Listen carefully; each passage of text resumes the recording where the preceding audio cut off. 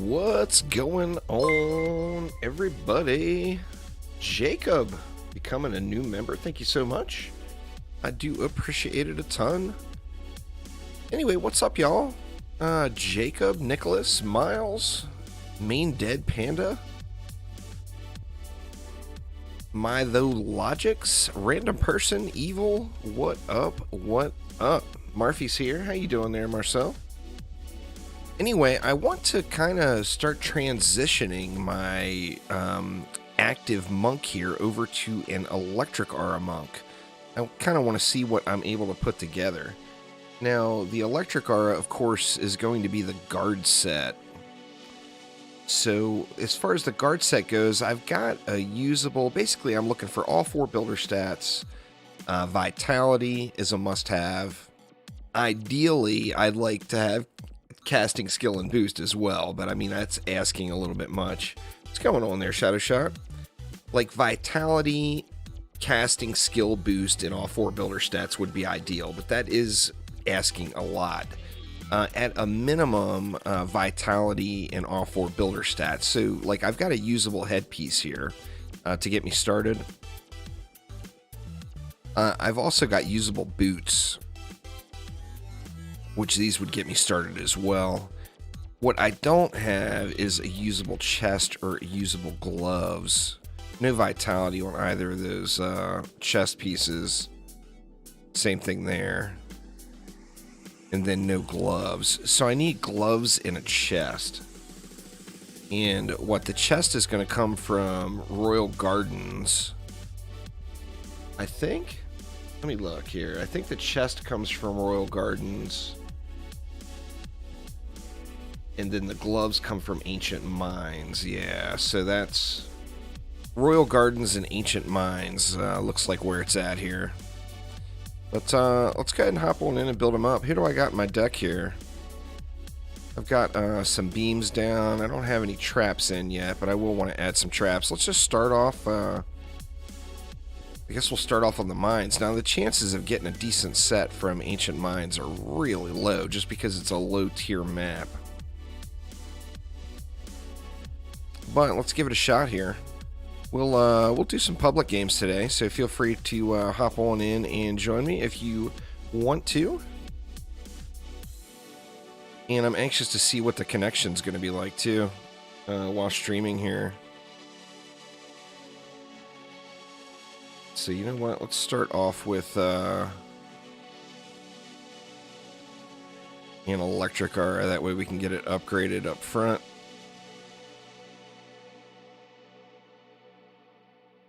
And we'll get that one in. Let's go with some DSTs here. Yes, anyone who wants to join me, feel free to hop on in. I am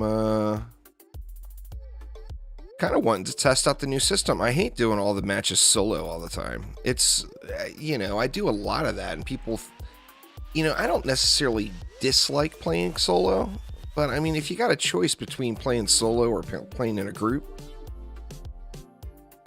I mean, group play is always going to be more fun, right? Let me move these forward just a touch. Feel like there.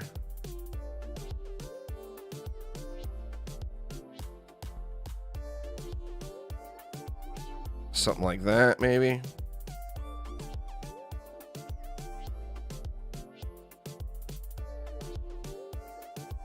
I think this one we can probably just put straight out and it'll kind of cover all 3 lanes.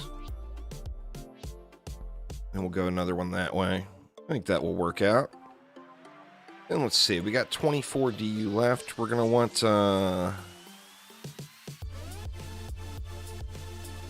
Oh, feel free to hop on in. Anybody that wants to join, feel free to join. I don't care. I'm not expecting anyone to come in and build the maps or anything. And, you know, with these maps to farm, there's not really any boss fights or anything involved. That's a little bit wonky on the placement there. Yeah, I didn't get that last buff beam, or that last DST hit either. Throwing the mana away now.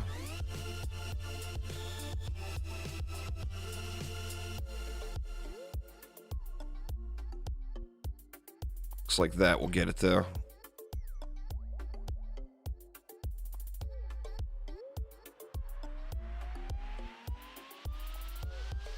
Alright, then we'll go with a reflect here. We'll go with a reflect here. That's going to leave me 17 left. What do we want to do with the 17? I mean, we could put in walls. We could just go with traps. I guess let's just play the safe route. We'll throw some walls in.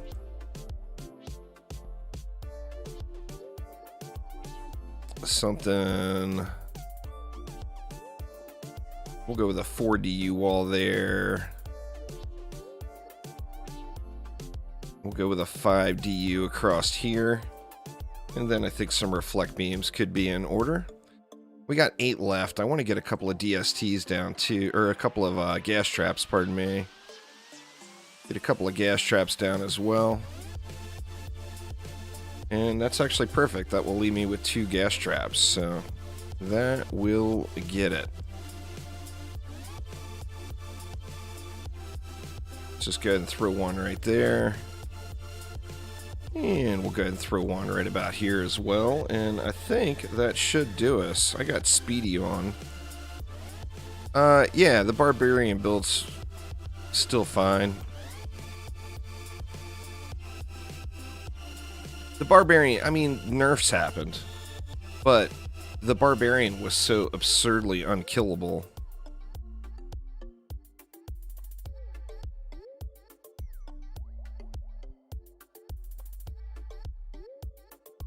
We'll just force G on him. Oh, I could have put a gas trap up top there, I guess. Would have been fine. Who we got with us here? We got Marfy's here. Colt 45 is here. And Shaffin is here. Welcome, y'all. Welcome, welcome. Could have put a gas trap up top there, which would ease the pain quite a bit on these copter ogres. But at the same time, I don't think it's really a huge issue. I think we'll be alright, just spraying on him or whatever.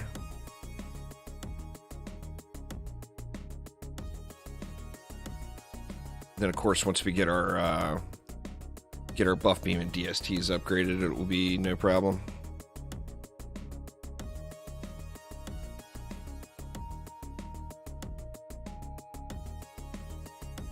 Oh, I try, Isaac. I don't catch all of them, but I do try. I'm a big believer in that. If you're going to live stream, I mean, what's the whole point of live streaming is to interact with the chat, That, and it makes it's a different experience from my end, too. It's not like I'm sitting here talking to my monitor, So, I mean, I enjoy live streaming. It brings, another tier, another level to the gaming,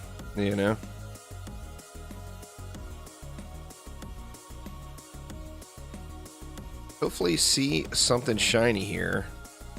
This one is the gloves. Now it's gonna be hard to get a roll. It just is.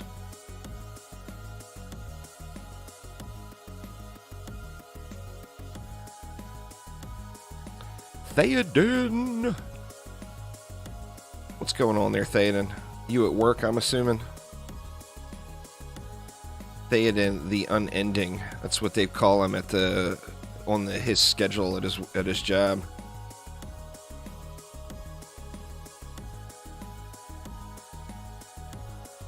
No, they don't stack. So like the ideal group makeup, like in this situation where we're buffing a stack of DSTs, the ideal group makeup would be like I've got a Speedy Gemstone and a Tower Boost.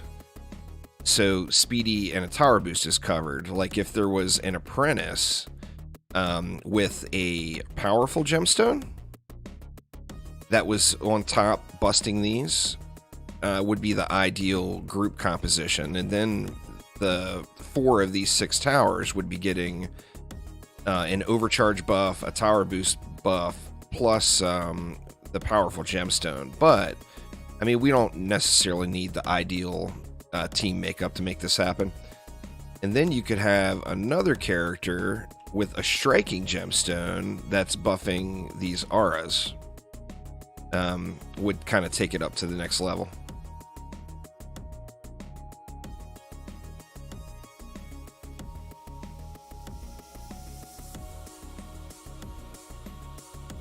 So it doesn't stack, but they do complement each other quite nicely. You know, you can, you can build quite the powerhouse defenses. You only stayed 2 extra hours yesterday, so it was a light day for you. Is that what you're saying? It was a light workload. Wasn't like the normal 6 extra hours. Poor thing. They abuse you, man. They abuse you. I feel for you. So anybody that's in the match right now, too, how is your map running as the client with me hosting and streaming? Is there any issues? Like, I know Marfy's in here. I'm assuming everybody that's in here is watching a stream, but is there any issues with the map running at all? Super smooth? Okay, good, good. I mean, my new connection should be more than enough to handle streaming and hosting the maps at the same time. But that was the challenge on my end back before at the old place.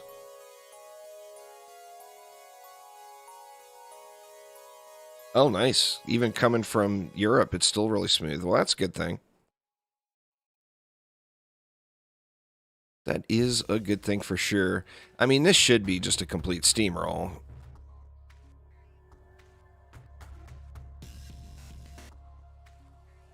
You would think.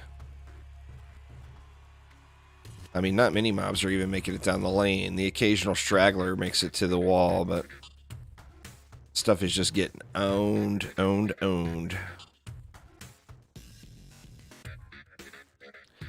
Anyway, so what are y'all up to today? I'm gonna get my PoE going.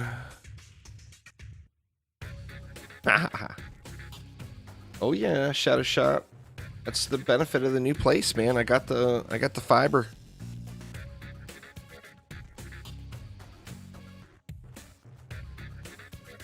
I did have one day where the connection was dropping, but then I restarted the modem. I didn't have a problem at all the rest of the day. But yeah, it's been super nice, man. We got really a lot of this new house. We've got a lot of luxuries that are kind of best of both worlds type things. Like for travel, I was driving, it was like a 4-hour drive to get to the airport before. Now it's about 15 minutes. We can be at the Spokane airport in like under 15 minutes, which is pretty awesome. And additionally, we've got a big property. So it's a big 5-acre property. We're probably going to get a couple of cows. You know, we ain't going to lie around here. We like to eat our steaks. And, the cows will be treated well, I assure you all. But then they're going to go in the freezer. It's just, I like me some red meat. I just do. But we're thinking about getting a couple of cows because we got such a big property. But at the same note, we can be in downtown Spokane in like 15 to 20 minutes. You didn't even know Spokane had an airport? Yeah, it's got an international airport. I've actually flown through it once already. Art, and then some Oculus 2 golf later. That would be fun. I've never played a golf game in VR. I'll be honest with you, the only time, besides like at conventions, the only VR games I've played at all is really Beat Saber at my son's house. He's got a pretty nice VR setup and a living room fit for Beat Saber where I'm not going to go smashing anything.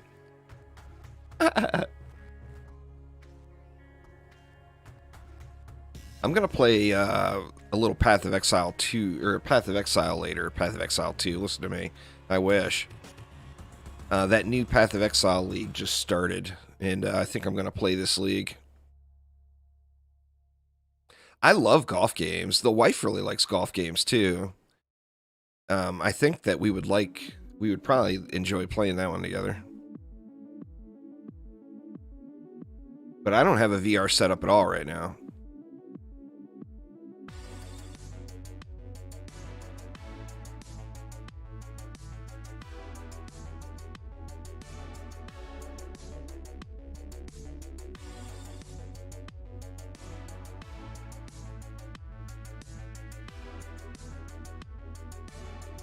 But golf games are always super fun.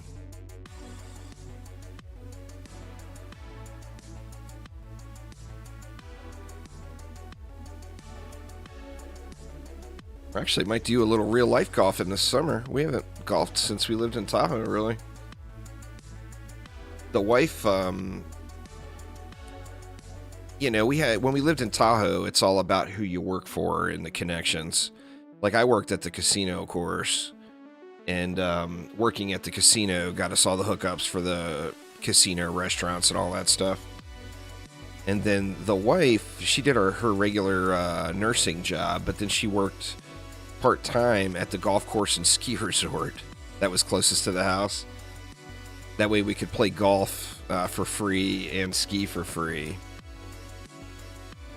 I mean, that's like between the two, that was like $1,000 a year benefit per person. So actually like $2,000, because we played a good amount of golf in Tahoe, at least once a week, and then we skied almost daily, or at least like say 5 times a week. I guess the map's over, huh?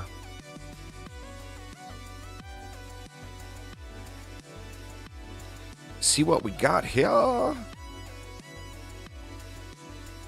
We got some two-tier gloves, and wouldn't you know it, it's actually got the hero stats on it I want. But some definite two-tier gloves.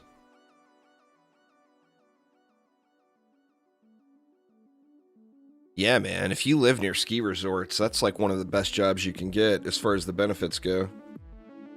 What's going on there, Zayden? Welcome, welcome.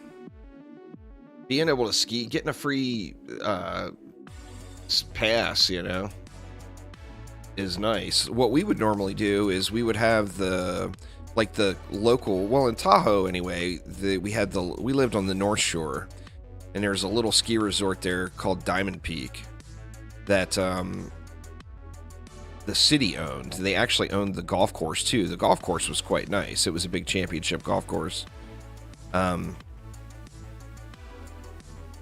So she worked for the city, actually, part-time. What do we got? It's waiting for the people to load. I think that's weird. I think it's the Dryad. I don't think the Jester's going to come. I don't think the Jester will be here soon anyway.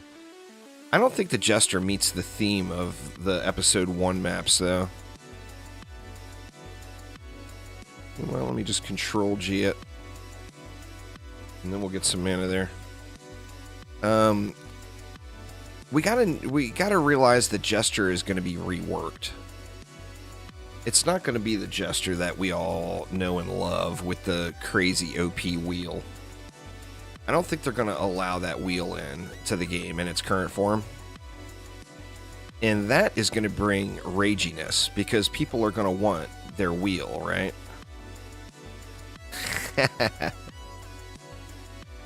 So by having the Jester in with a nerfed wheel, I just think people are going to be pissy. So I personally don't think that I don't think the Jester's even going to make it into the game. I mean, we'll see. I'd love to see the Jester make it, but I'm not super optimistic that it will.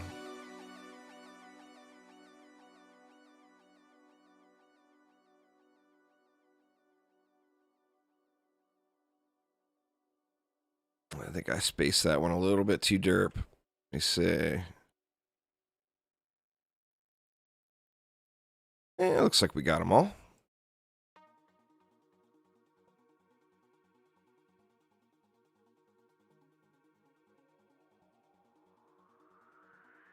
Go with a couple of reflects, and then we'll just do the walls again. It seemed to go really super smooth. So might as well do the same thing. We did what? We did 4 DU over here. And then we'll go 5 DU on this lane since it's a double-double.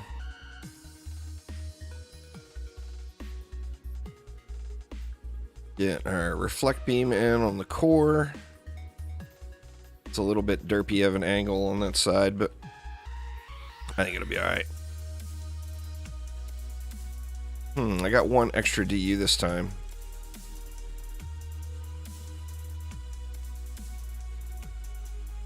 Not sure. You know what? Let's just, we'll make this one a 2 DU wall. And that will use up that extra.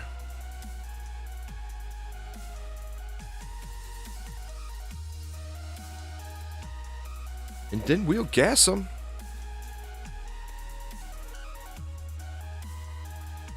I think it's the Dryad. I put that in that video this morning. I really do think it's the Dryad.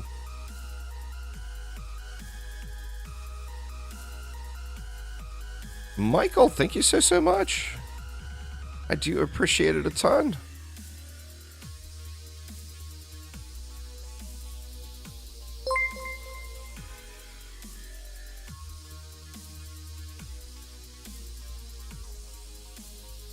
But yeah, I don't know. I mean, we'll see. I think the Dryad meets the theme. I think that one thing that they have failed on with the game design is appeasing or appealing to Dungeon Defenders 2 players. I think the game does a really bad job appealing to DD2 players. I don't feel like the game has enough DD2 in it. So I think the Dryad is a natural choice. Bringing a map from DD2 as well, like we already know they're doing, I think was a solid choice, and I think the Dryad is a solid choice as well. So, I don't know. I think if they really want the game to like have its own identity, it needs to pull more from DD2 now. It's got a good DD1 flavor to it. It's got to bring some DD2 flavor to it, in my opinion, personally. And then past that, giving us new things, you know, new and unique things that aren't in DD1 or DD2. So I think that, I mean, if I personally was designing the game, what I personally would do is I would try to bring more of a DD2, some more DD2 flavor to the game, and then add as much unique content as possible. And we already know with the episodes, there's going to be 3 return maps and 1 new map. There's also, each episode's going to be 2 heroes. It's going to be 1 returning hero and 1 new hero.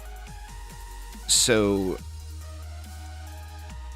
I mean, they're bringing back a lot of old maps, you know? And I know that a lot of people want that stuff. And me too. I mean, if the game never gets Aquanos, I'm going to cry like a little baby. Must have Aquanos, right? But DD2 is a different group of players because it's a free-to-play game. Like, the bulk of Dungeon Defenders players, and I'm talking about the entire franchise, the bulk of the franchise do not like the free-to-play aspect in the microtransactions. I mean, if you look at launch day in its alpha stage for DD2, it got up to like 18,000 players online at one point. It hasn't come even remotely near that since then. And it's because people didn't like the free-to-play feel to the game. Jacob, holy crap, man. Thank you so much. I do appreciate you very, very much. Yeah, and then how that was just, I mean, that comes down to the whole, you know, the past history. I mean, there's a lot of negative past history with how Trendy treated the fan base. You know, there was a lot of what people felt like integrity issues. And, I mean, I can't really argue with any of that. I mean, they told people that consoles were going to get another update, and then they never did. So, I mean, just that alone, it offended a lot of people.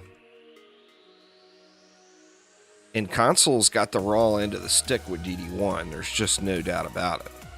I mean, DD1 is like a glorious game on PC. Everything that was added to it, and then all the CDT stuff that was added to it. I mean, it turns it into quite the legendary product, and it was a favorite before all that on consoles for a lot of people. So, I mean, if consoles would have gotten that entire experience that PC got, oh man. I mean, in fact, I've said this a million times, they could have just straight up took Dungeon Defenders 2 made an actual remaster, because let's be honest, we're in the era of remasters right now. I find myself ridiculously excited to play Diablo 2, and it's just a remaster of the old game. It's going to be the exact same game, but it's going to look better. You know, they could have taken DD1, made it look like, take the current DD1 experience that's on PC, remastered it, and made it look more like DD2, and they would have had a product that sold like crazy. But they want DD2, or they want DDA to be its own unique game. They just have to turn it into that. Because, like, right now, I get a lot of comments of people saying, oh, it's just a DD1 remaster. Why not just play DD1? They obviously haven't looked at the game because it's not a DD1 remaster. But looking at the game from the outside in, it sure as hell looks like one. So you can't exactly... people's first impression opinions of the game are quite valid. It does indeed look like a DD1 remaster. So the more they can separate from that, I think the better off they're going to be.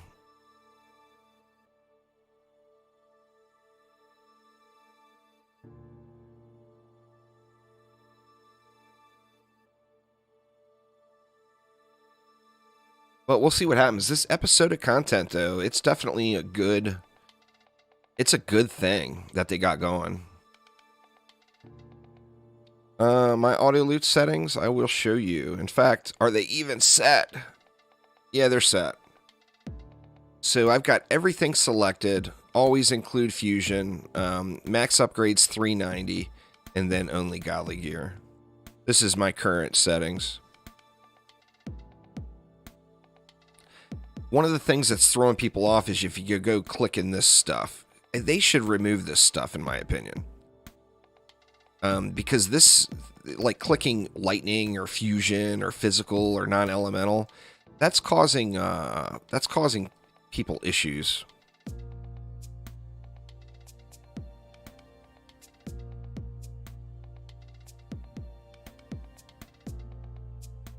Oh, I agree, Jesse. New heroes for sure. Oh, good lord, man. At it again. Dang, Jacob. Thank you an absolute ton, man. You don't even realize it, but you just inadvertently just covered about another 50 square feet of one of my back walls with acoustic tiles. So thank you so much, because that is exactly where that cache is going to go. So still getting the studio decked out. A lot of you all have heard my story about the acoustic tiles, and you get what you pay for from Amazon. You go to the other vendor that's a little cheaper. The cutscene has a ninja. I think every game that's action-oriented could benefit from a ninja. Ninjas are badass, right? In every single action game you play, who doesn't want a ninja? So, I think a ninja would be a good call. But yeah, anyway, I've still got one wall that's like 90% finished with the acoustic tiles. And I've still got to trim that wall out. And then I've got one more other wall that I want to cover. Michael, good lord, man. You guys are going crazy with it today. Thank you so much. See, I'm excited right now. I've got two things to finish up. I've got to finish up the acoustic tiles, and I've got to get my lighting situated. The lighting that I had bought, mainly the facial lighting that I got, is complete crap. It's unfortunate. It was advertised as soft white box lighting, desktop lighting. So I'm thinking it's like two super low wattage lights that have got like that soft box photography shroud or whatever on it. And they got delivered. They've got the little photography type shroud in it, but the light itself is like a spotlight. It's so damn bright. It's blinding. It's unusable as advertised. So I'm going to return that stuff, but I think I'm going to be able to get the lighting dialed in here locally from like Walmart. So that shouldn't be too bad. What do we got? Well, we got trans stuff again, but see, look at that, man. It's so weird with this stuff. These fusion pieces, like you get a piece that's decked out for a DPS set, and then it's complete trash for the builder end of it. Like if I didn't have agility or attack, and instead I had rate and range, that would be an awesome item. But it just doesn't have a good mix. Same thing with that headpiece. It's a struggle to get these Act 1 pieces, quality versions of the Act 1 pieces. Not so much from Magus or from Alchemical Labs, but getting the piece you want from the first 3 maps is definitely a challenge, you know? It is a challenge for sure. Let's do it one more time. Well, there's no Dryad in DDA yet, Logan. Many of us are anticipating that the Dryad is coming. Oops. I gotta get used to this Control-G thing. I use it all the time in DD1.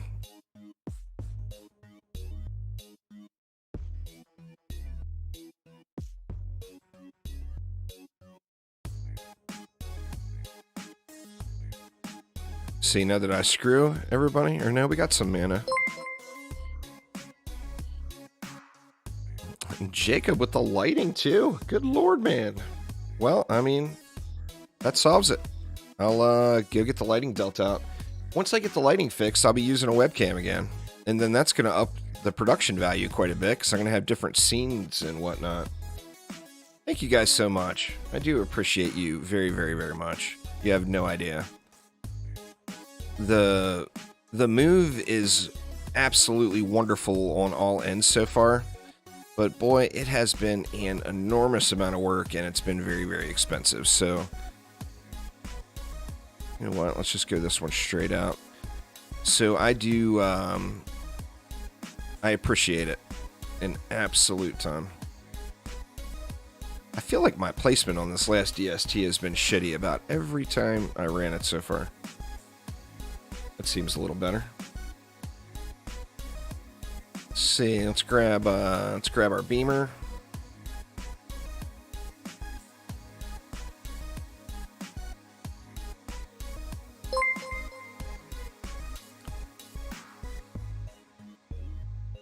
They get in too. You guys have no idea. Thank you so, so much.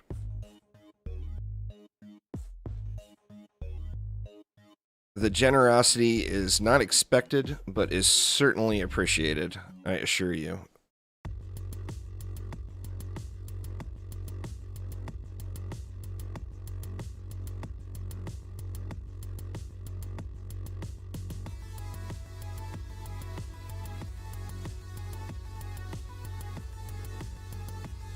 Let's see, I need 6 left, so I can spend 7. Yeah, I gave myself 2 DU over here again. So, I mean, you know, it's an easy choice on where to use it here with the reflect beam, but I'm not sure where I've, maybe in the past I've always used a 5 DU buff beam, and that's where that extra DU is coming from. It could be. But, I mean, it seems to be working fine. I normally put a gas trap up there for the copter ogres too, which I haven't been doing. So, yeah, I don't know. I mean, the build seems like it's working though. Seems like it's holding no problems.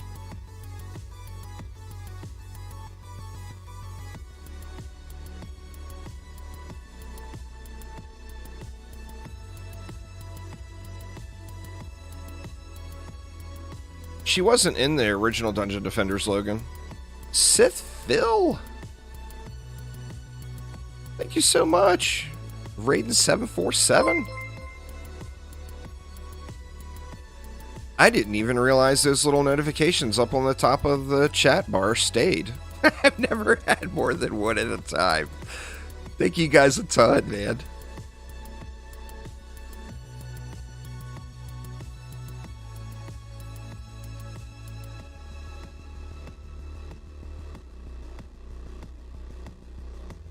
Yeah, I'm excited to get this set up too. I don't know what to do with the different scenes.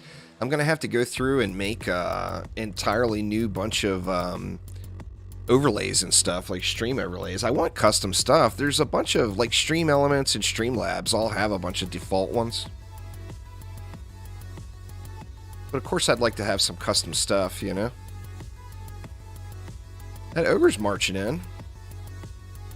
Not many ogres have actually made it that far. The DSTs must have had other targets. Other targets to attend to.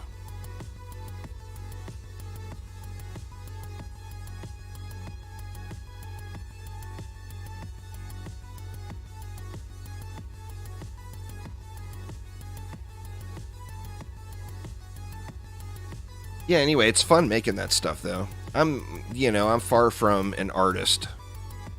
We got real artists right here in chat, but I can I can cut stuff up with Photoshop pretty well.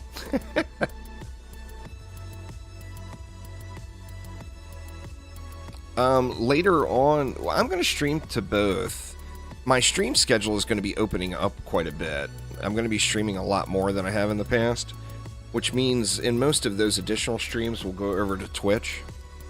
Just because you get mixed results from YouTube. Some people get mad if you have long live streams on YouTube, as it spams their notifications with it.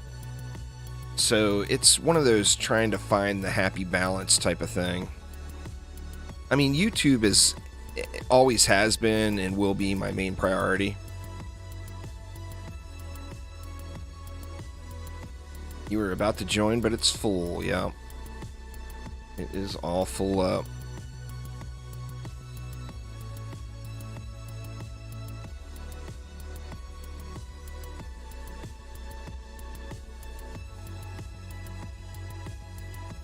What is the best stats? Well, it doesn't matter. It depends on your gear.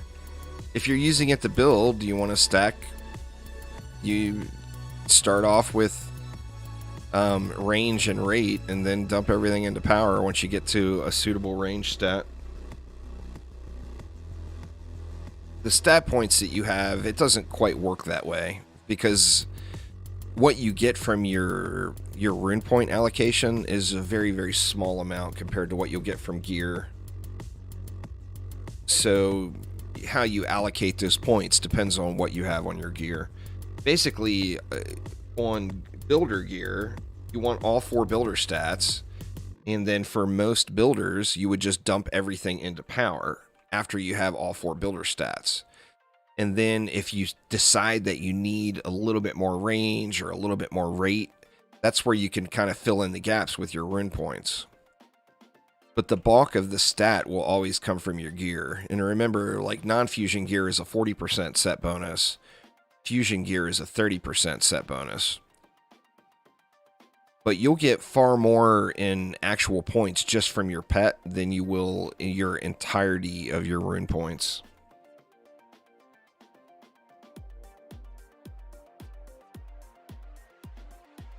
But there's no, I've got this many points, what exactly do I put each point into? That doesn't exist. Because it's dependent on what your gear has on it, you know? I've got a video, there's a video about entry-level play on the channel that goes through all the stat points and how I personally set them up. So, like, on towers, range is a big deal, and range is awful. So, like, if you're wanting to use harpoons and stuff, you definitely want to go into range right away. After that, you want to get down to a decent rate, and then you would want to stack everything else into power.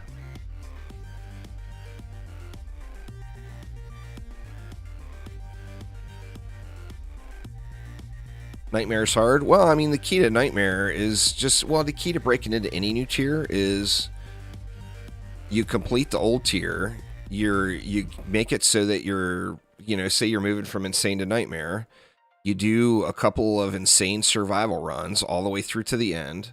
You get some of the higher quality gear from insane mode. Then you jump into Nightmare and you do the first 2 maps. So you do Deeper Well and then Ancient Mines, this map in campaign.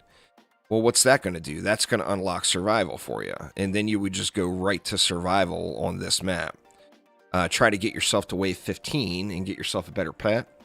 In the process, you're going to get a ton of gear upgrades at wave 15 compared to what you already have.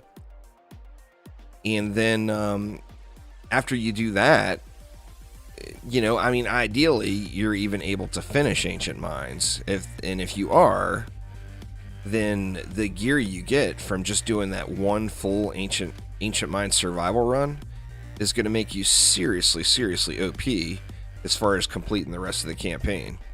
So then you would just blow through the rest of the maps with no issue,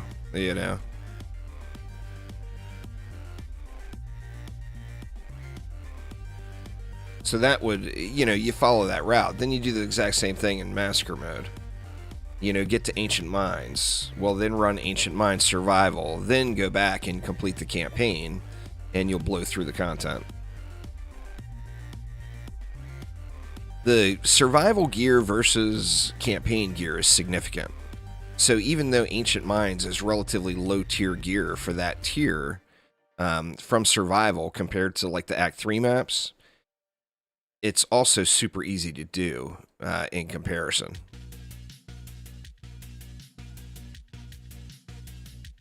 I mean, you can do Ancient Mines with just really super, super low quality gear, And just remember, it's not about winning the map. It's about getting gear upgrades. So, like the first time you do it, your goal, it would be a great goal to win the map, but it's a lot more realistic goal if your goal is just to make it to wave 15.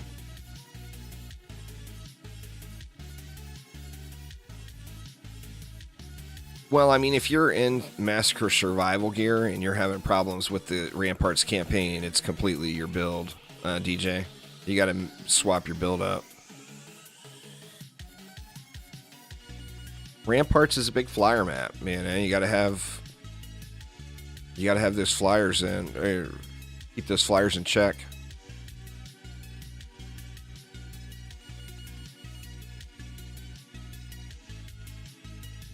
Some maps are just naturally harder than others. The easiest map from Act 1 is without a doubt Ancient Mines. It's just easy peasy. The easiest map from Act 2 would probably, in my opinion, it would probably be either Tornado Valley or Endless Spires. Endless Spires actually drops the best loot out of all of Act 2. But it's really super easy to do. And then Act 3 would be Royal Gardens. Royal Gardens is just pretty smooth and easy. Prom is pretty smooth and easy as well. It's debatable between Royal Gardens and Prom for sure.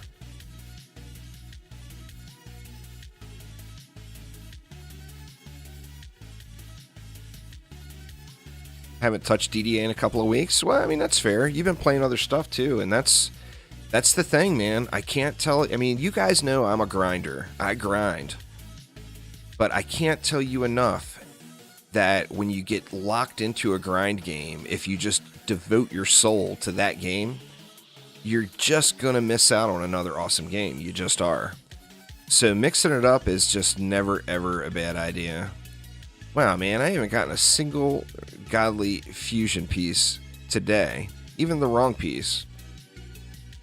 And it's back again. It's with all those heavy builder stats, or heavy hero stats and no builder stats. Both pieces. Crappy. Alright, let's do this one more time. Let's do this one more time, and then we'll move over to the other map.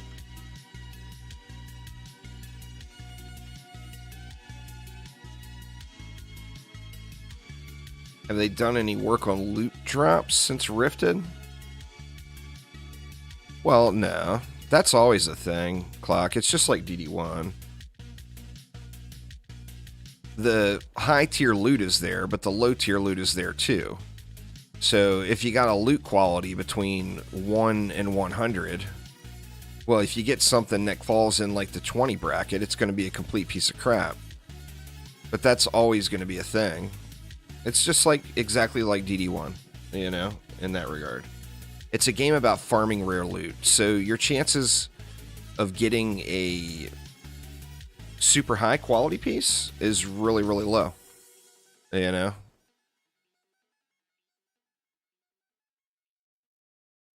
I mean, that's never going to change. That's the game. That's what the game is based off of. That's its replay value, is farming rare loot. There isn't and won't ever be, you're going to get this high of a quality piece just from playing the map. That would completely go against everything that the game is about.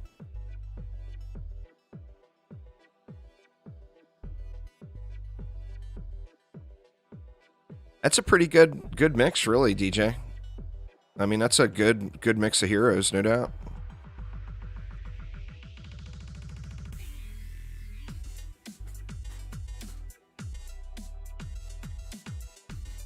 Did it again.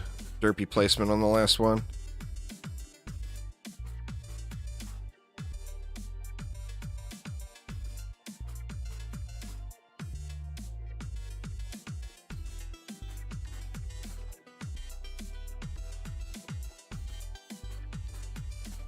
See, this one I started the buff beam out there a little further.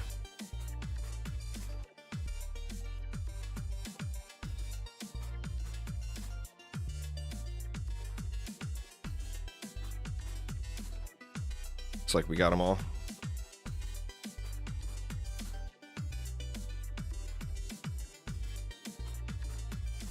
That's the main thing that I think has kind of been a turnoff for DD2 players, because DD2 players are not used to having loot. So there's quite a few people in the DD2 community that never played DD1.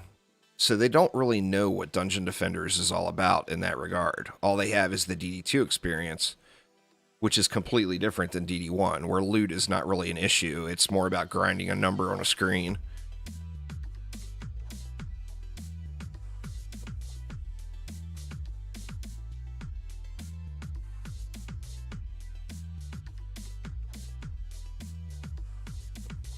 I'm hoping it doesn't turn too many DD2 players away, to be honest with you, because they'll be missing out on a great game. Oh, and see here.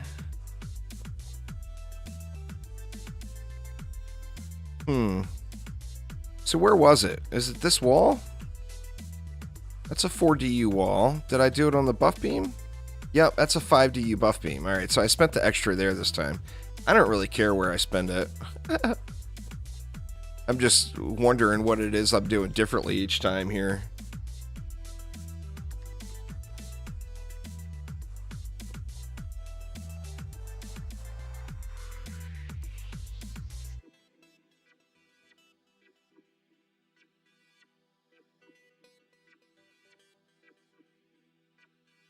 Think we good?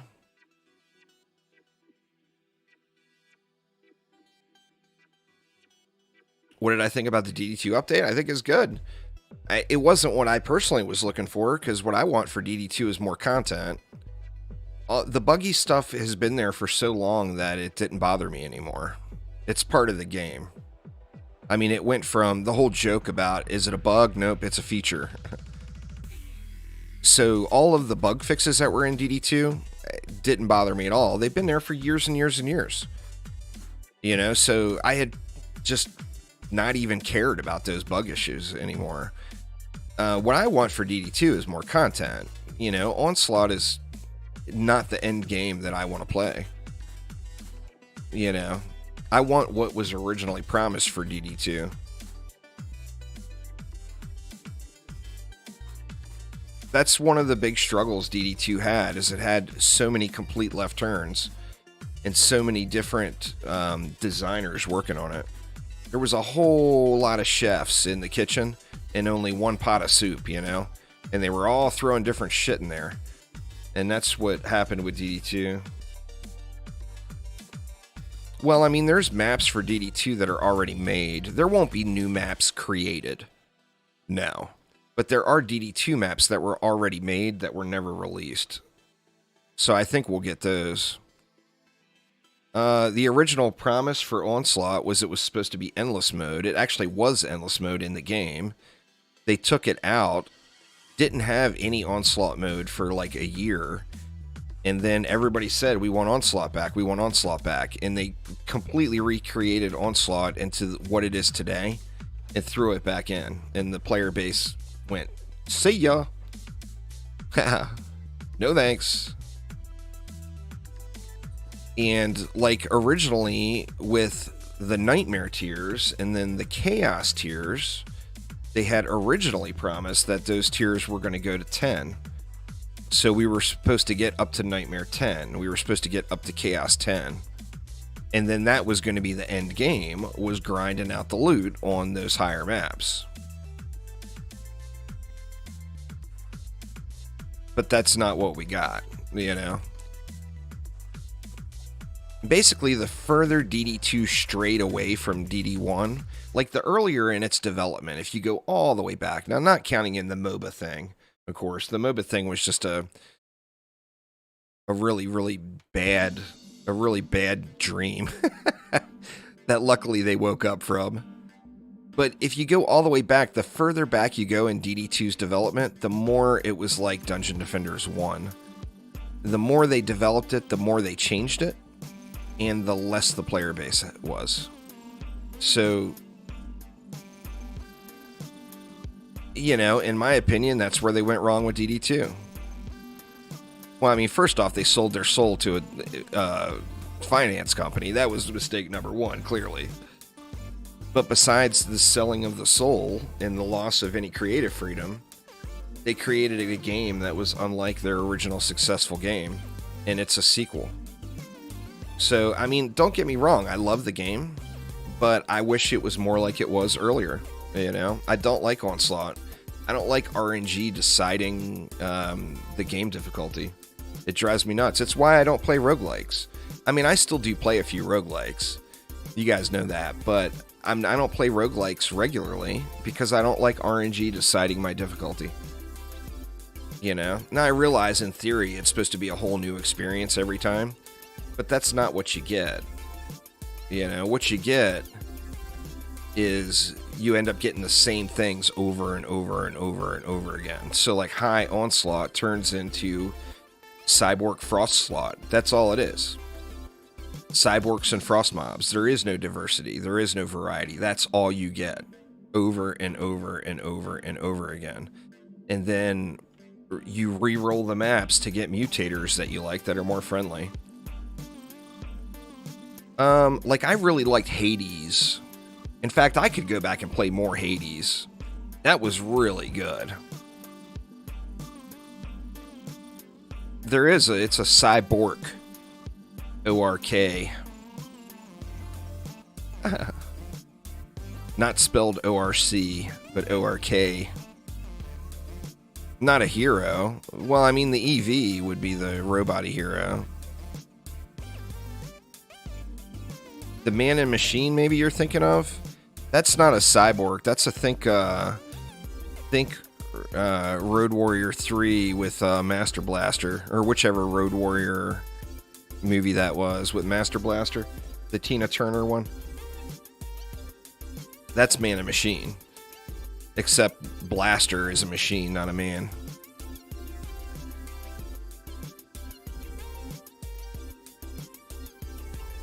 Rogue Hero and Loop Hero too. I enjoyed Loop Hero.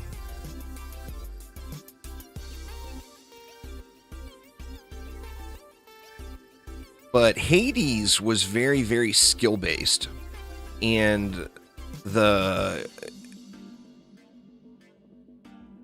really defining builds.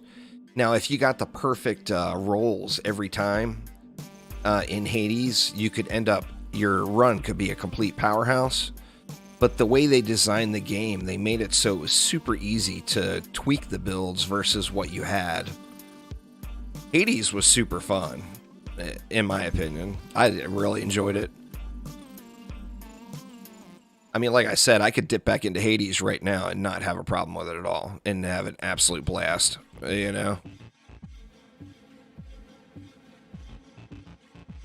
That's probably my favorite, what is that? Is that a roguelike or is that a roguelite? Hades. Whichever it was, I enjoyed it. I had fun. I really like the art style in it, too.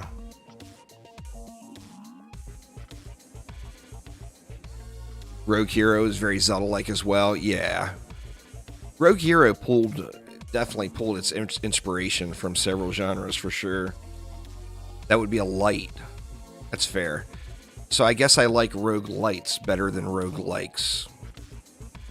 I don't know. I just can't stand it when RNG is the factor in deciding a game's difficulty. I don't like that at all.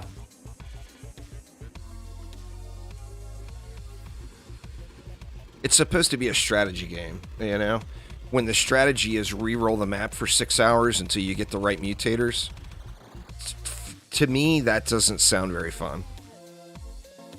I played Enter the Gungeon briefly. Not a whole lot, though.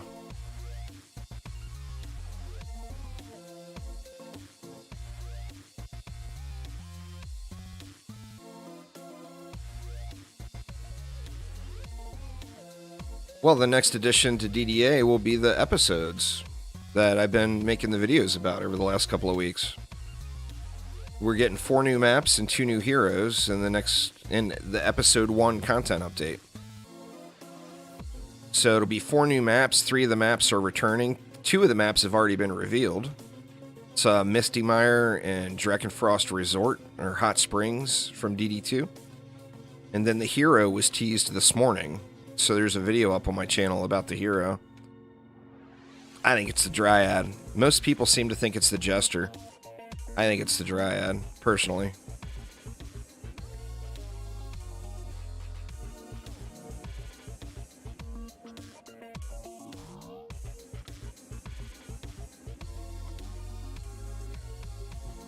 Well, I mean, the Summoner, that's the thing with the Summoner, is it's the most requested returning hero.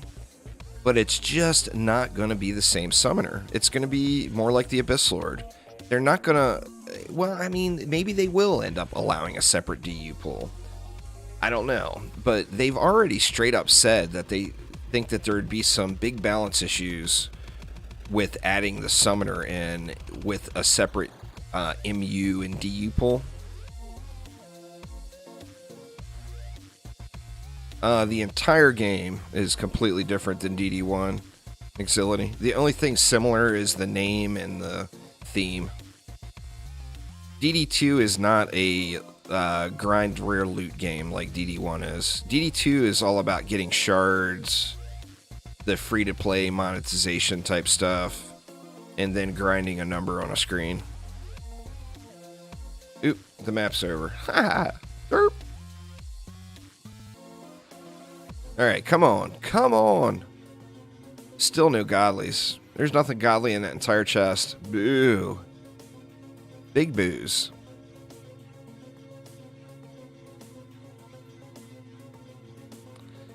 $900 plus godly giraffe. That's pretty good. Roll there, Colt.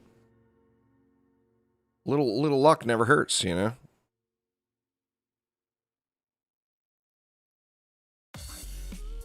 I don't think they're going to do it, Oswarlin. I mean, they've straight up said there's massive balance issues with it. So not only would they have to rethink the upcoming content, they would have to rebalance current content as well. You know? Alright, let's get rid of this trash. It's such a bummer right there. You know, still junk.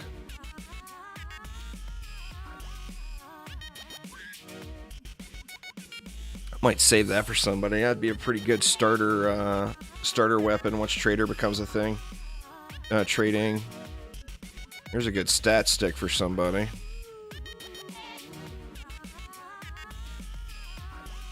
That's another good starter DPS weapon for somebody once trading becomes a thing. I'm trying not to overwhelm my inventory, but I am trying to save some things that way when trading happens. All right, so we had no luck on Ancient Mines. Let's give, we gave Ancient Mines an hour. Let's give, is it Royal Gardens? Yeah, let's give Royal Gardens an hour. We'll feed an hour into Royal Gardens here. Leave it public.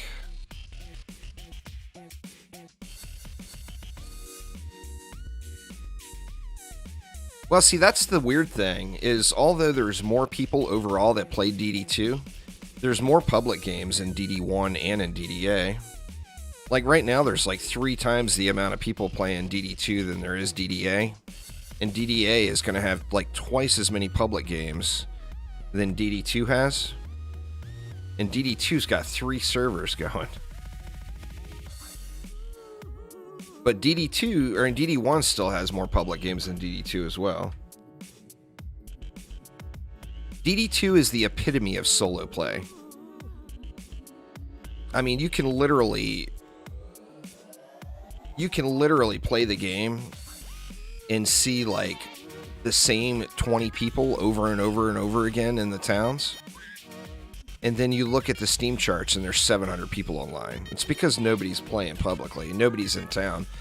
The majority of the people that hang out in town are either people trying to flex their EPing or people trying to rip people off on shitty wares.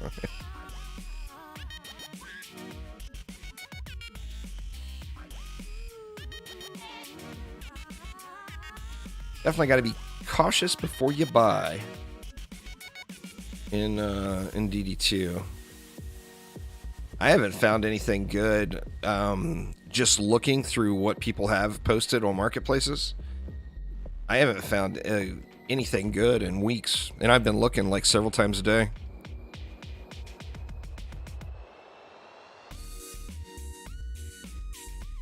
You know what? I never did the R's over here. Guess I should get that done, huh?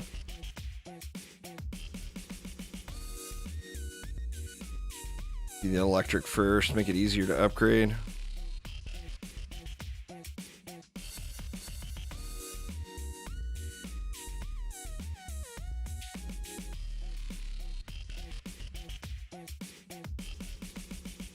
Right, grab some buff beams out of here. A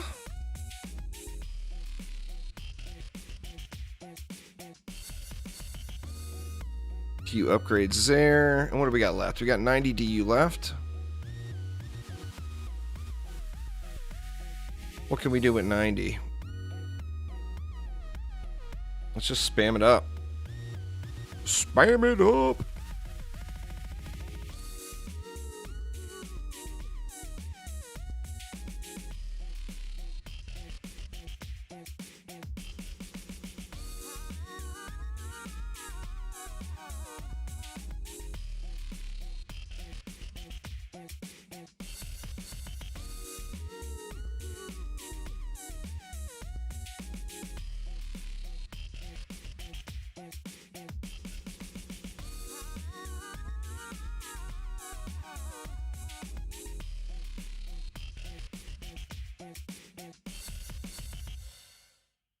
See, 16. Is this going to leave me enough? Not going to leave me enough. Let's do this instead. We'll put two flame bursts down on the ends.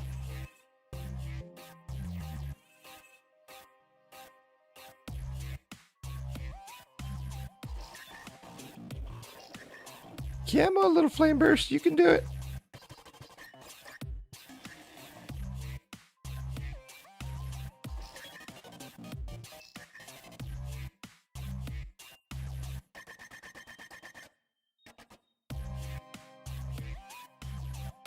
That's going to leave us some DU, huh?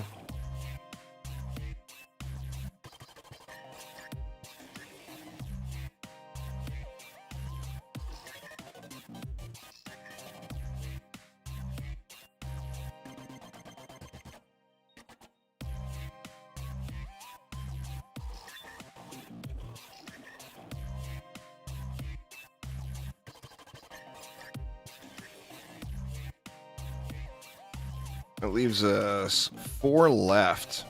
Well, I didn't put a gas trap. Or I did put a gas trap there. What do we want to do with the 4? I mean, we could throw, like, maybe an Inferno up on one of the lanes.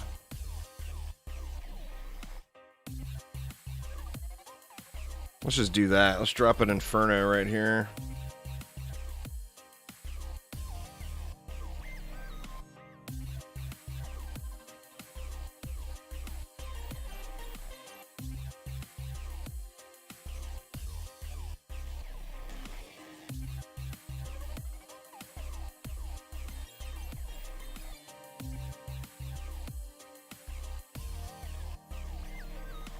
All right, let's do it.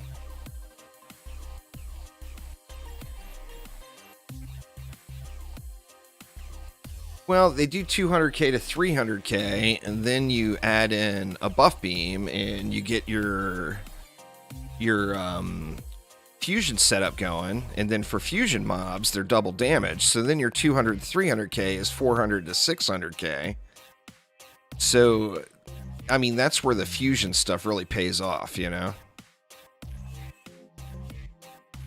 Yeah, this is Massacre. I'm pretty sure, right? Yeah. I'm gonna say, I did pick the right thing, didn't I? Brian, what's up, man?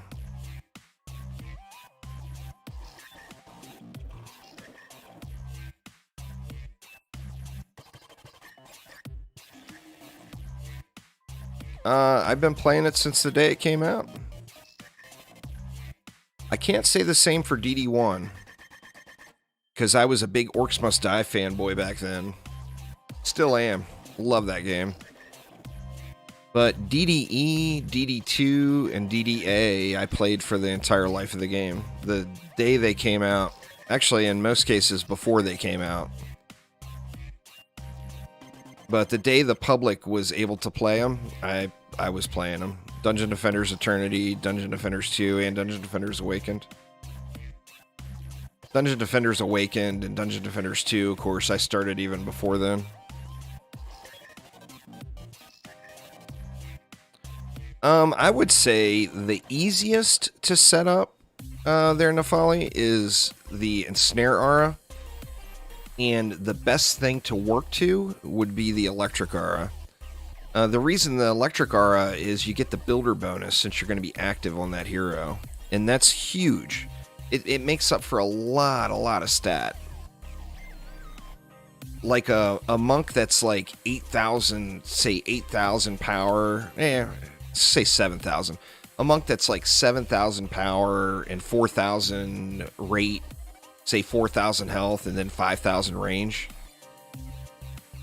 If you can get to that rate and that range, it's only going to take like 4,500 to 5,000 power to get the same amount of power out of it because of the builder bonus. So, like, that's what I'm working on here today. I had no luck in Ancient Mines. Ancient Mines is going to be a grinder. This map, I'm hoping I can get something decent. Looking for a guard chest piece here. Dungeon Defenders Eternity was kind of a cash grab, and it was a way for Trendy to test the playverse system that's used in DD2 and get paid for it. And people called him out on that and raged about it. So as soon as, I mean, the player base towards the end got down to the point where there was like, the average monthly players was like 2 people online at a time. Sometimes it would go up to 3 or 4. It was really bad. I mean, people weren't playing it, you know? So they just shut the servers down. But DDE was basically, they took a lot of the content from Dungeon Defenders 1 and ported it over so that it was functional in the playverse system with a server type, or a server-based game. And it was like testing grounds for DD2 for them. It was a horrible cash grab. There's just no doubt. It was early funding. That was after the finance company was already involved. Insight Venture Capital is the name of the company that created DD2. It was after they were already involved, so it was Insight Venture Capital. I mean, Trendy doesn't even claim the game. They made it under one of their little sub-studios called Nom Nom Games. They don't even complain it, or they don't even claim it as their own product, you know?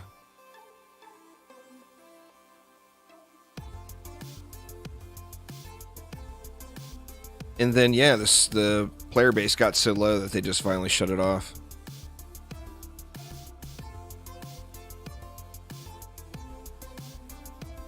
This would be the result of not having a DD1 style boost monk. Well, I mean, even in DD1, you had one big tower stack. In DD1, it's normally lightning towers. So yeah, you stack all the towers in one spot on a buff beam. And that's the meta through DD1 and DDA. All the towers in one spot on a buff beam, and then you try to buff it. But they made it so the tower boost won't move with the monk. Where in DD1, it was a channeled thing that was an aura from the monk. So you could be encouraged to place different things in different places. But they created this monster by giving us the DD2 tower boost, which doesn't even get used in DD2. That's why I'm kind of shocked that they put it in. I still play DD1 around updates, but not like I used to. There's just too much stuff, you know? I mean, they're all... Dungeon Defenders games are grind games. I mean, they just are. They always have been. They always will be. And if you're trying to play them all at the same time, you're going to quickly run out of hours. There's just not enough time to play them all at the same time, you know? Because they're just so grindy. And then I'm trying to mix other stuff in too.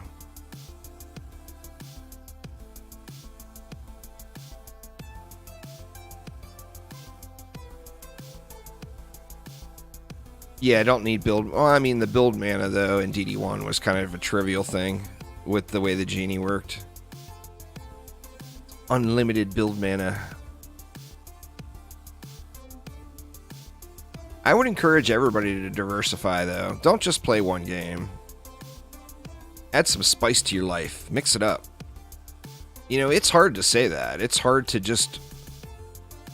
It's hard to go and play something else. You know, you feel like me personally, I fire up another game, and the whole time I'm thinking, what am I missing out on from DD2 or DDA by not playing those games at the time? But at the same note, it's a healthier gaming experience, and I get to experience more stuff.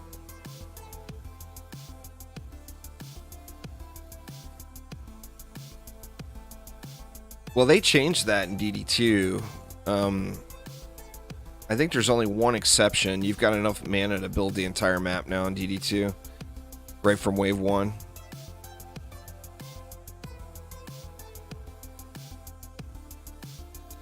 Yeah, it's just good to mix it up, you know? Like, that's why I'm really looking forward to Orcs Must Die 3. We know it's only a matter of time, and that's going to be hopefully everywhere on all platforms, but we'll have to see how that turns out. But, yeah, a little diversity is the spice of life. Isn't that the old saying? Don't grind one game into the ground. You just end up getting burned out on that one game. You know, none of us are... Dungeon Defenders games won't be the first for any of us, and it won't be the last for any of us. So definitely, if there's something else that catches your eye that looks like it would be fun, make sure you're prioritizing having good times, you know?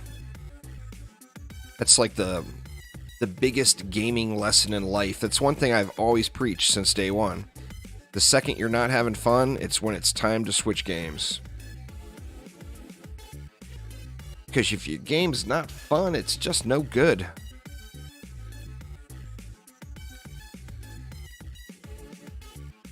These mobs are just evaporating, huh? You definitely get over a hump on these maps. Once you get over the hump where you really just don't need to use walls anymore. That's a game. Final Fantasy... It's a game that I've debated on diving into so many times, but I've got a weakness in my soul for MMO type games, and I become really, really hooked on them. And that's the only reason I haven't played it. It's the same reason I didn't pop back into WoW Classic, and boy, I really wanted to. But if I would have popped back into WoW Classic, I would have been addicted to all ends. I would have had to have grinded out High Warlord. I would have had to have had a High Warlord Rogue. How do you not have a High Warlord Rogue if you're going to play WoW Classic, you know? It's like a must-have. The funnest thing ever. And then now they just announced that Burning Crusade server, which... the Burning Crusades era in World of Warcraft was a really good time for rogues. It was.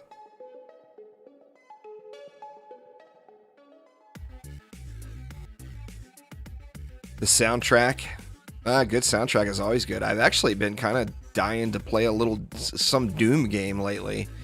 Just for that soundtrack, you know? The Doom soundtracks are always awesome.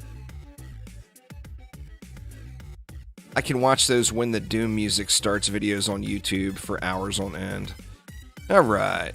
Oh wow, look at that. First run of the day. That right there is a usable piece. It's not an ideal piece, it's not perfect.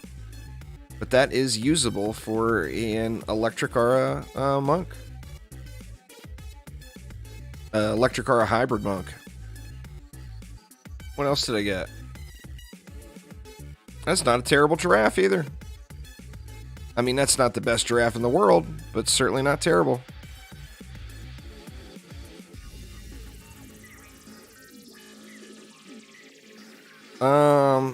Well, I mean, the monk is good, the gunwitch is good, the barbarian is good. DD2, it's more about picking your flavor. You know, the mystic is really good, but you just got to realize with the Mystic, you're not playing a DPS game, you're playing a crowd control game.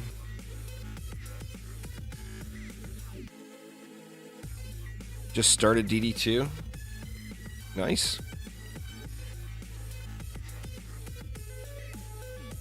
Well, the thing with a hybrid, particularly a monk, is you really have to prioritize the range. So I've got just about everything dumped into either range or vitality. That, and I only use one monk. I'm not using different monks for like boss fights versus non-boss fights. I've only got one. So vitality and range is what I put pretty much everything into, and then I made sure that I just had the other stats on the gear. Like, you don't need a whole lot of skill, you don't need a whole lot of boost, but you do need them. So you want to make sure you have them on the gear, and then you dump everything else into your fortify, or into your vitality so you can stay alive, or into range, pardon me.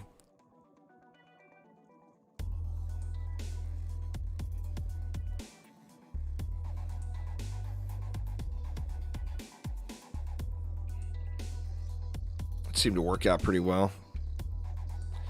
The problem with endgame on the Apprentice is the Apprentice has really bad health scaling and is super squishy.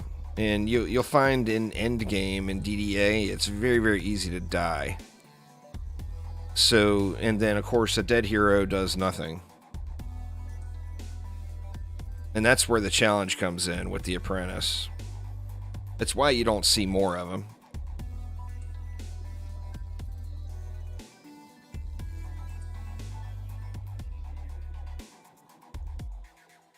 There's my Ensnare Auras. And there's my Electric Auras. So like Ensnare Auras, everything is dumped into range and vitality. I just incidentally got a bunch of power out of the deal too. That's just having the right stats on your gear, you know. But yeah, everything is upgraded into range or vitality. And then, like, I would love to have more skill. I would love to have more boost. I'm over the soft cap in skill. I'm a few 100 points shy of the soft cap in boost. But gotta get the gear, right?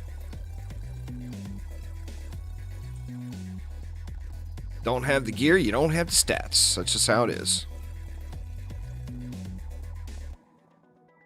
All right, let's see. What are we missing? Just the stacks.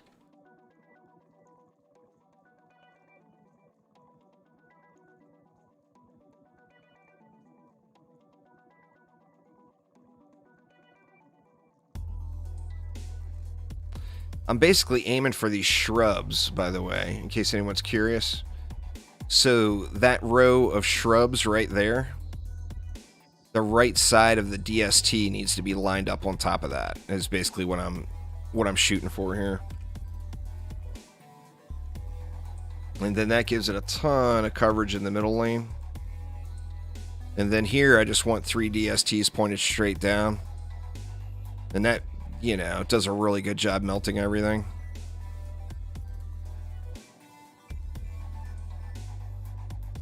Then what? I had 2 flame bursts. Double jump. Saved by the double jump. Thank you, double jump. We got our beamer and deck already.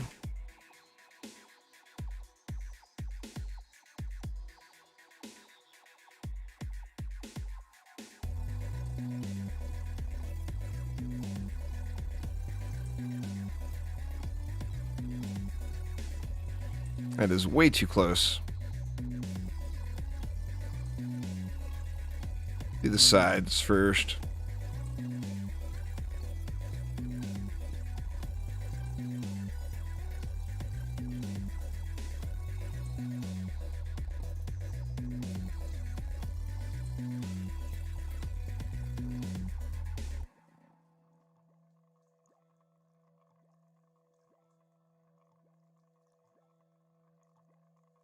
All right, and then 7 left. It looks like I missed a gas trap.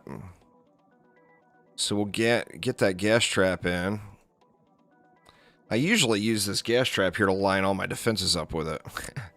I try to center it on the lane right there. And then we'll go with that Inferno back up top again here. Fusion DSTs are a hot item. Definitely the first fusion set you want to go for. No doubt. There's David's song. David's not even here. David's song is here, but David is not. This one's pretty much, you could just chill here on your towers and just keep your boost up. This is definitely one of the easier maps. Well, I mean, it's up to you. I personally would go EV.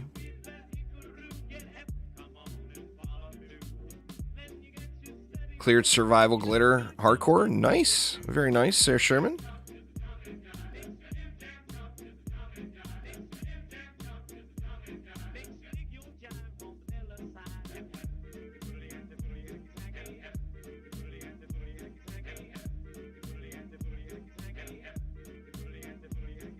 That's where I love and where I don't necessarily hate, but the whole thought of the fusion gear. I love the targeted farming. I love knowing, okay, I'm looking for a guard chest piece. I come here and I do Royal Gardens. I love that aspect of it. What I don't love is the grind on the lower quality maps. Is DDA worth it? Absolutely. Let's see, how many hours I got? Oh, it's not showing on stream. I'm at 1,621 hours played right now. And it's a $30 game. So I've spent $30. Well, I've spent more than that, obviously, because I did the Kickstarter thing and all that. But figure $30 game, I've already got 1,600 hours of play out of it. That's pretty damn good. So yeah, is it worth? Hell yeah, it's worth it. There's no game that's got Dungeon Defenders in the title that is not worth it. Even say you spent $30 on DD2, well worth it. DD1 worth it? DD1 is the most worth it of all of them. One of the reasons is because you can get it for so cheap. Like during Steam sales and stuff, you pick up the entire DD1 collection with all the DLC and everything for like $12. That would be the biggest, as far as like dollar per hour of entertainment, DD1 would without a doubt be the highest of all the Dungeon Defenders games. Well, I mean, Eternity you can't buy anymore. It's been taken down, but it was worth $20. I mean, it wasn't what people wanted, but it was worth $20. That's what it cost, right? We went at like $15 or $20 at launch. I mean, it was way worth that.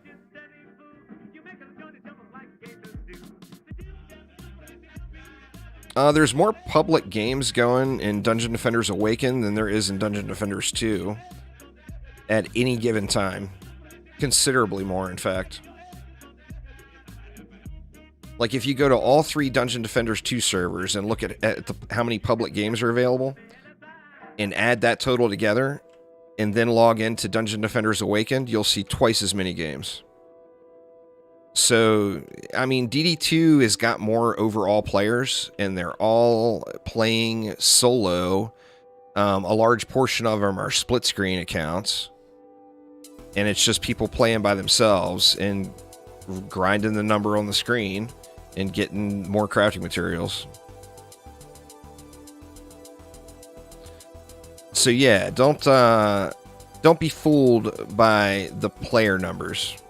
There's more active public games in Dungeon Defenders 1 and Dungeon Defenders Awakened than there is in any Dungeon Defenders game.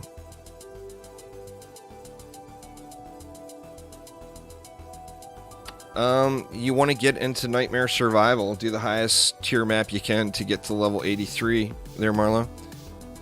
Most people choose Prom.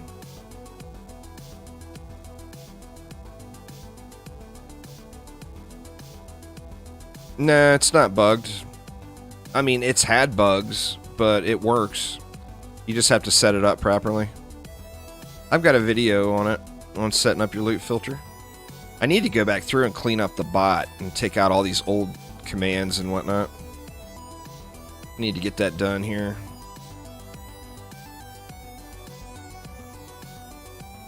Well, I mean, you do the highest you can. There's the thing, Marlo. Your gear sucks, then you start at Ancient Mines. Ancient Mines is the starter map for survival. So do Ancient Mines first. After you're able to clear Ancient Mines, wave 25, then you step it up to a higher difficulty map. But yeah, survival is where it's at, you know.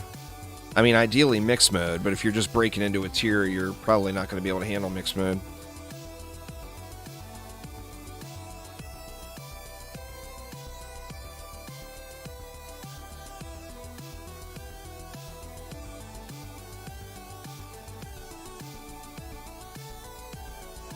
Ball Gator? Or is that Balgator? I instantly saw Ball Gator. We got a Ball Gator over here, y'all.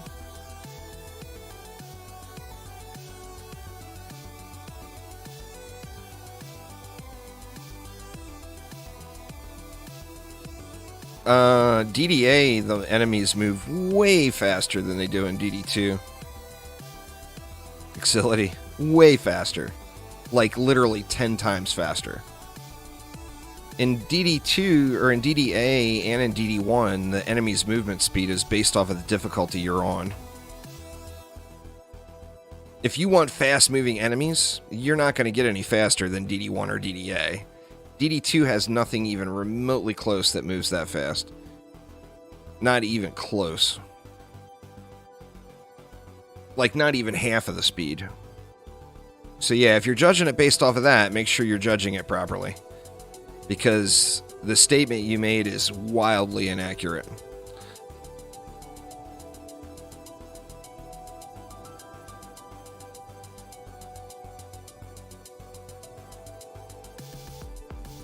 Mobs in DDA and in DD1 in the higher difficulties are screaming down the lanes. Super duper fast. I mean, I'm not trying to talk you out of playing DD2, don't get me wrong. I think it's a great game. But judge it on a fair level.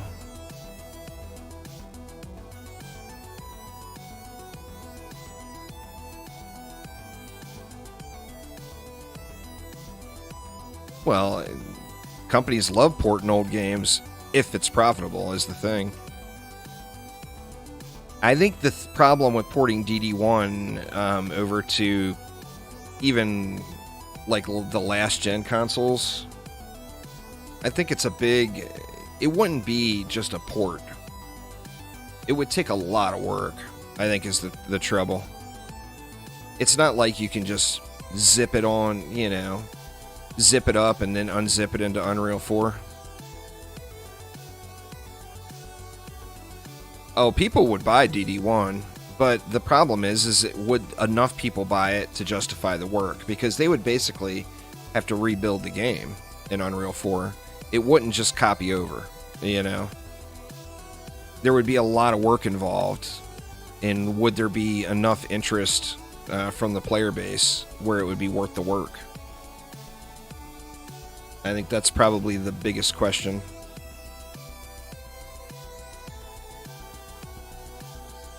That's the thing with profitability, too. That's the thing people don't understand with DD2.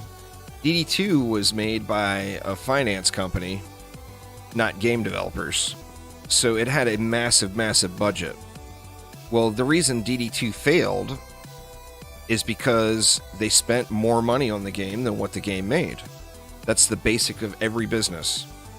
If you spend this much, you have to make more than that much, or your business isn't profitable. Well, DD2 spent a lot and never made its money back. And that's where DD2 failed as a business. It doesn't make it, you know, it's a great game. I've played it many, many thousands of hours. But from a business, that's where it went wrong. It spent more than it made.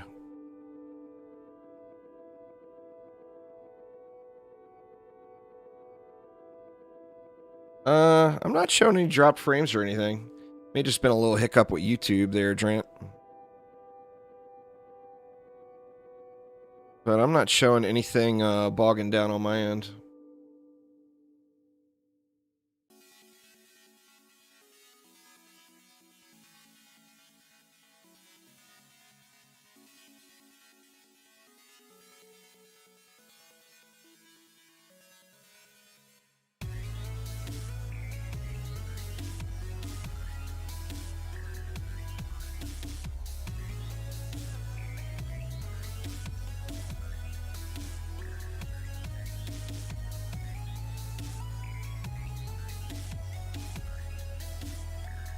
I'm excited to see what kind of updates they bring to DD2, though.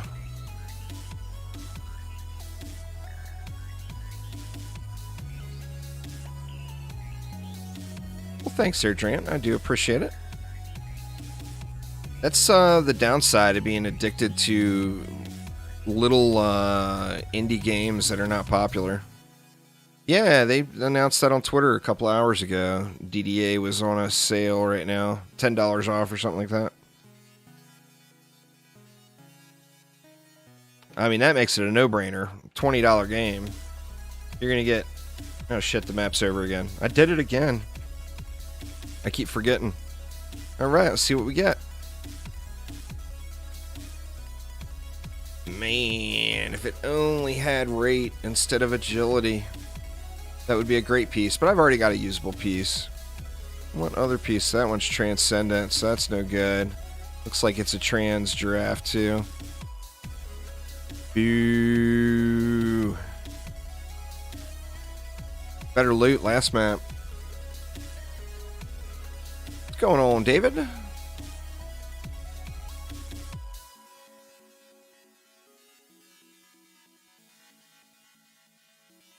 I can tell you DDA runs better than any Dungeon Defenders game ever made. This game runs good, man. The frame rate is just absolutely incredible. Everybody's done with the looting. Let's give it another whirl here. I really, really want to get this Electric set put together.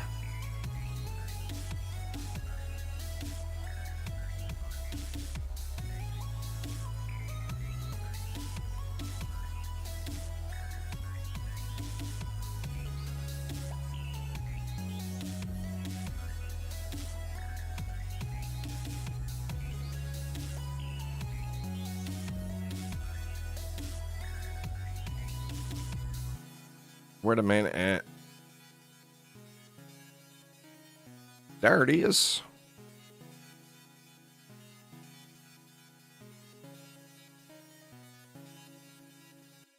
Yeah, no, I was more referring to the game running as a client.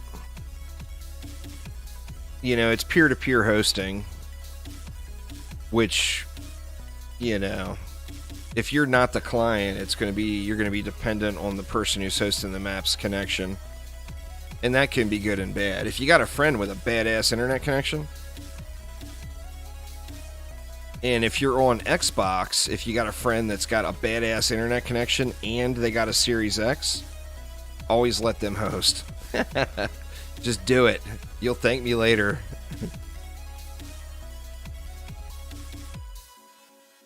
Let the person with the Series X and the badass connection host.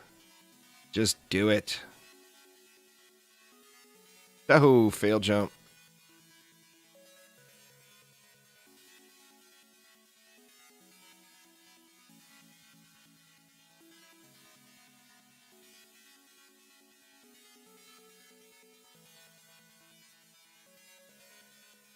Well, I mean, there's no connection if you're playing solo. It's just running locally.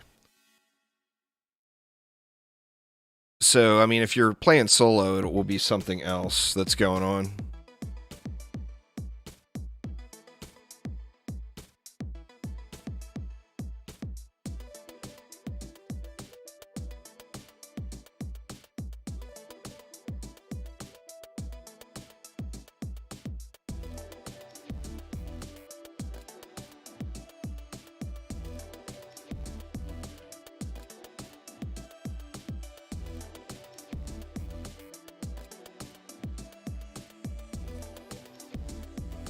Got these placed all wonked, huh?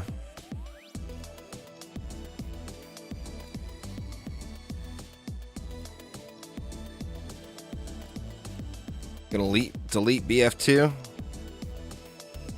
Fair enough. It always sucks having to do that. Manage your solid state drive space. Never any fun managing the old SSD.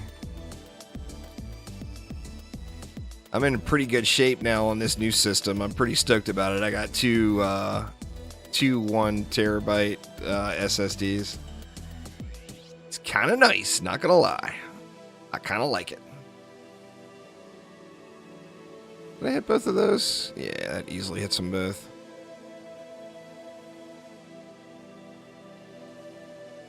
Shoot, man. I over upgraded. I don't have enough to finish the build. Over upgrade for the loss.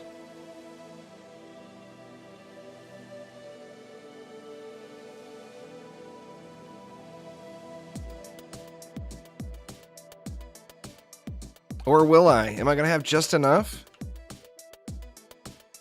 I think I might have just enough.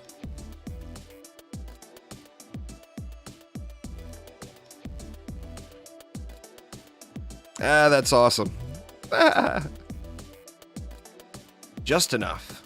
So I didn't over upgrade. I did it exactly perfectly.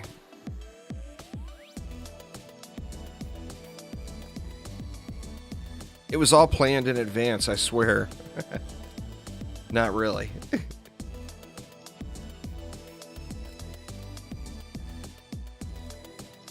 Not really.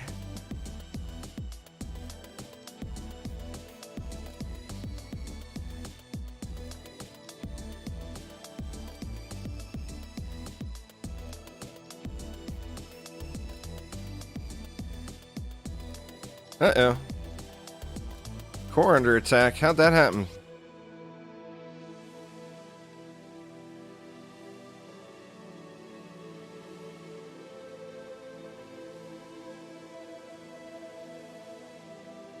We took damage. I wonder if I built something wrong. Nah, those are both fusion. Those are both fusion. Looks like the auras up front are both fusion.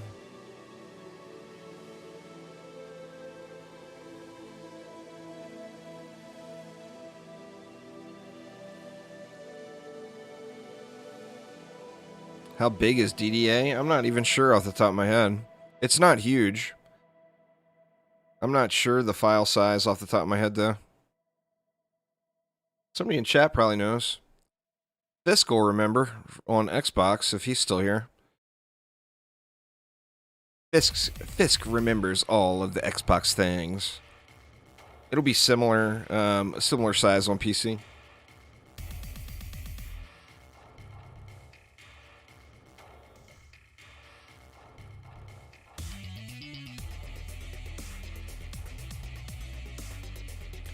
$10 gigs? Yeah, I think 10 gigs is probably a realistic number.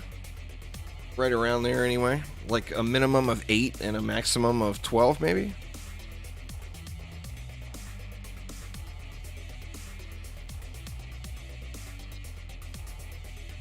Brutus on the push. How are these mobs making it so much farther? Oh, I got stuff just destroyed is why. Oh shit, we're gonna lose. I didn't realize I had stuff to get destroyed. Oh, that was way too close.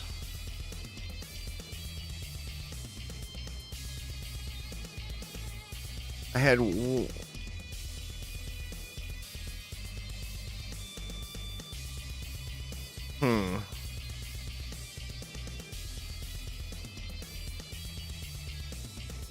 Not exactly sure what happened there.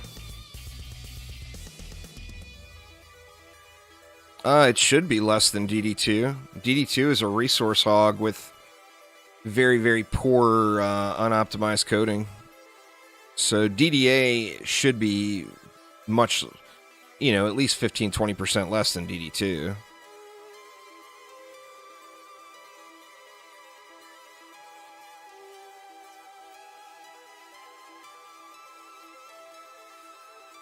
That whole too many chefs in the kitchen thing. What's going on there, Nix? How you doing? Welcome, welcome.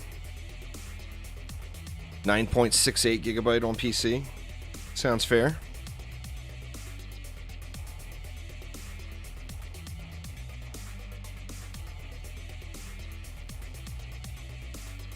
Well, you're just going to have to make that tough decision that everyone with a small solid-state drive has had to make at some point in time. Pavel, thank you so much. Cyborg stun, traps, auras, and nodes. So, if you don't use traps, auras, and nodes, they have nothing to stun.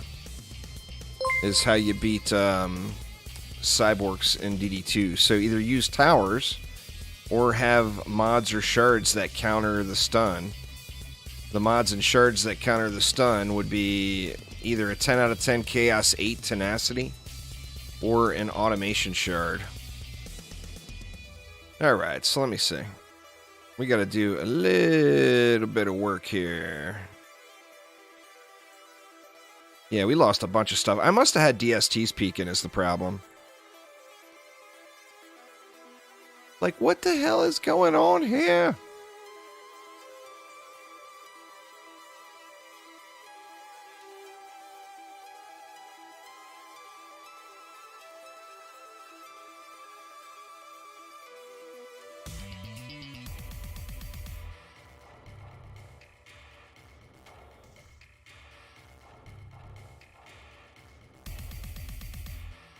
Grab our beamer back.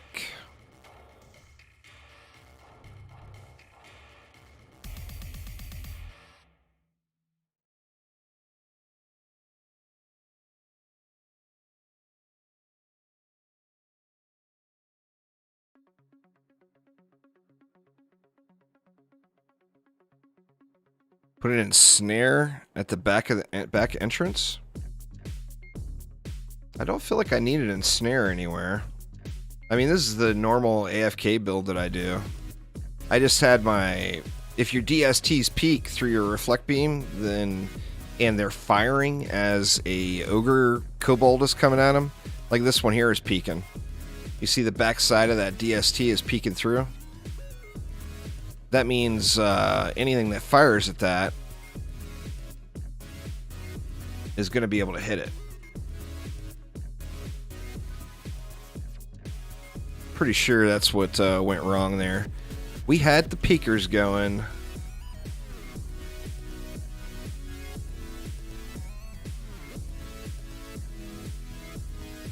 I think that should work much better. I'm doing good there, Nix. No complaints. Getting a little DDA in. Gonna play a little Path of Exile later. See if I can actually manage to make it through that miserable grind they make you do at the beginning of each league. Doesn't take that long, but my patience tends to go before I complete it. I'm playing a Necro this season, so it'll make it all go a little bit smoother, you know?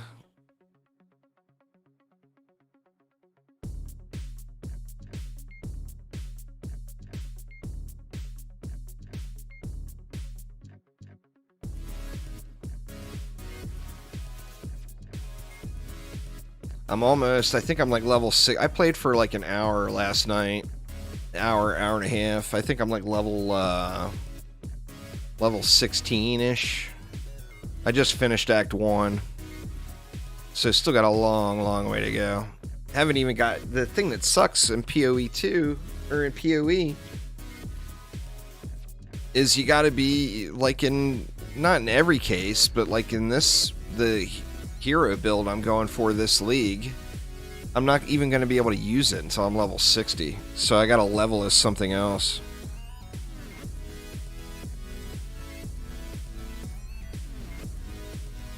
Have I heard of Montrum? I have not. What kind of game is that? There's a bunch of good games upcoming that I'm anxious to check out. Bunch of casual type games. There's that what, the Roots of Pasha? Monstrum. Yeah, I haven't heard of that one. I wish that new Monster Hunter game was on PC, but it's Switch exclusive for the moment. It's supposed to come to PC next year, I think.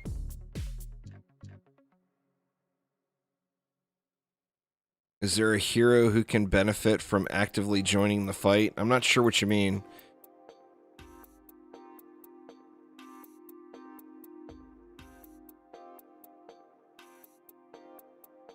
There's always a benefit to who you choose to play actively, though.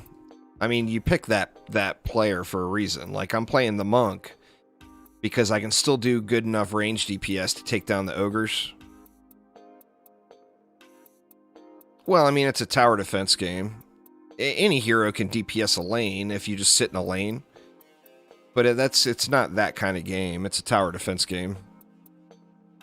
Is it my real voice? Well, yeah. Oh, if I do some voice morphing shit, it's going to be crazy. You'll know it's fake. It's going to be either a robot, Darth Vader, an anime girl. If I fire up the voice morphing stuff, it's going to be a big, absurd change, I assure you. It will not sound anything like this.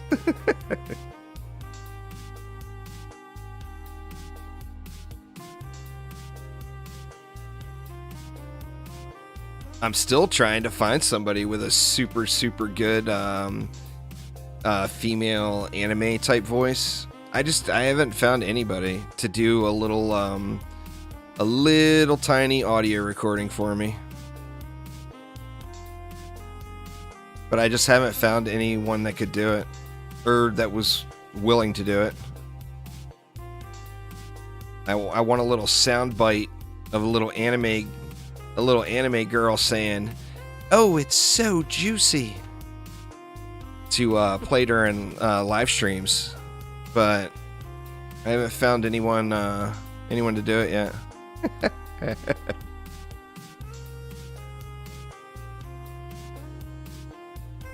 One day, you guys will get some juicy sound bites going.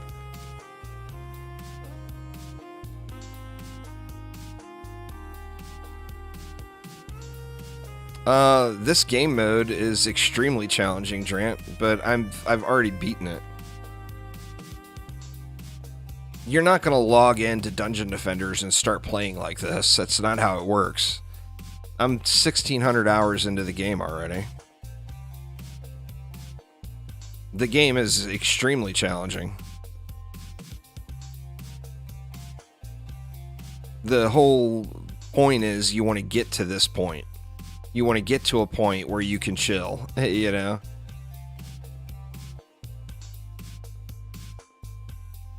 That's a bad line for an anime voice, is it? Well, I mean, if you're wanting to invest and build up, then this is the perfect game for you. It starts off really hard, and it gets easier every piece of gear you get. Every time you get an upgrade, things get slightly easier. You know? Shit, ogre coming in! Ooh, man, that ogre was coming in hot.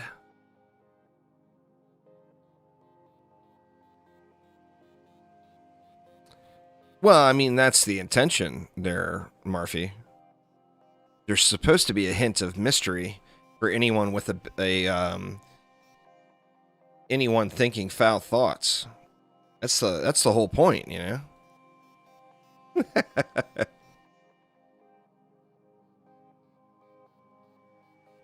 Gotta entertain the people with the dirty minds as well.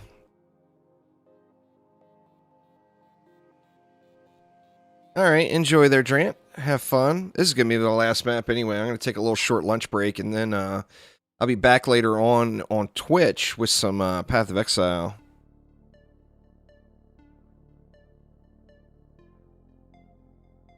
So basically, you're saying that you've got a dirty mind there, Marfy. I know how it is. I know what you're getting at over there.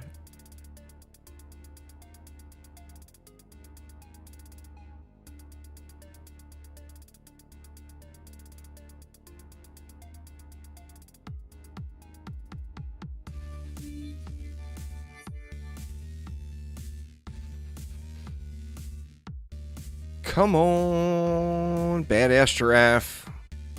That's the other thing, too. If you go with an electric or a monk, I mean, why on earth would you not just use a giraffe as your pet, right? Get all that extra power?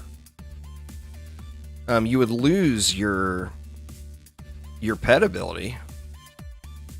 But boy, that would be a lot of extra power and everything. Alright, we got poo-tier everything. The only godly piece that dropped was a crappy weapon. And a crappy mask. No luck today, man. My RNG sucks. Stink-aroos on the RNG. Alright, let's do one more. Just one more. Just one more.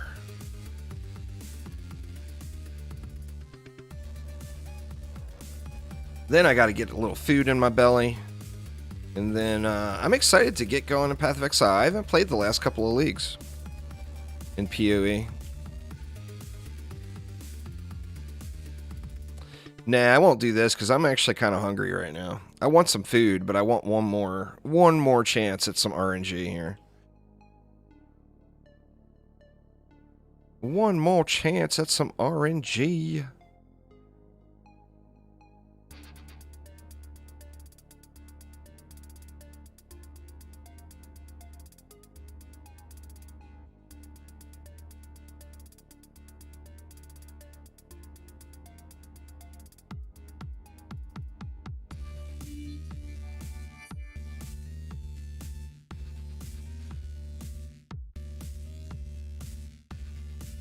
Well, I mean, DDA is under development still, so yeah, it's nowhere near as much content.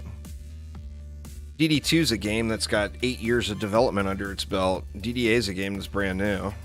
So, I mean, that you gotta wait until Dungeon Defenders Awaken would be done before you're gonna compare amounts of content, you know? DD2 doesn't have as much content as DD1, though. If DDA gets a happy medium between the two, I think that will be in a pretty good place. Nah, there's no servers in DDA. It's peer-to-peer hosting. So you can play with anyone you want from anywhere. No servers. What's the best way to avoid server problems? Not have servers.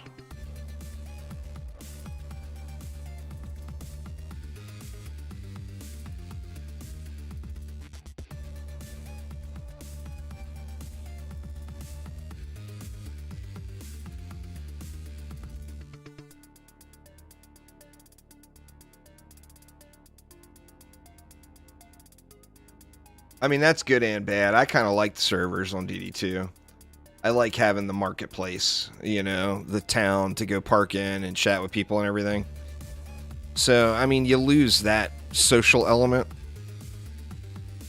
But on the same note, DD2's got more of a social element with less people playing public games. So, I mean, if you're wanting to be social, DD2 is going to offer more. If you're wanting to actually play, then you're going to find more active games on DDA.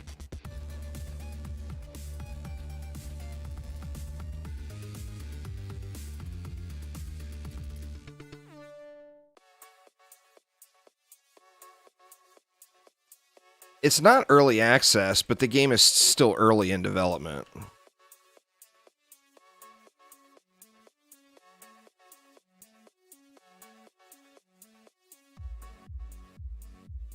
It's like we're getting them all.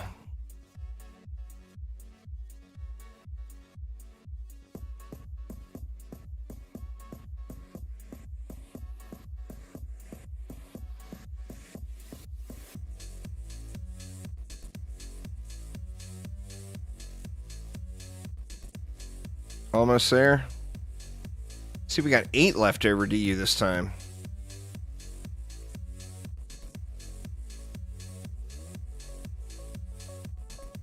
What the hell am I missing?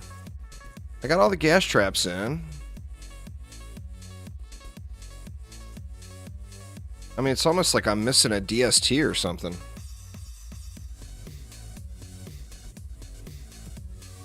Oh, I didn't put a buff beam over there, and then the explosive trap is what I'm missing. Or the Inferno.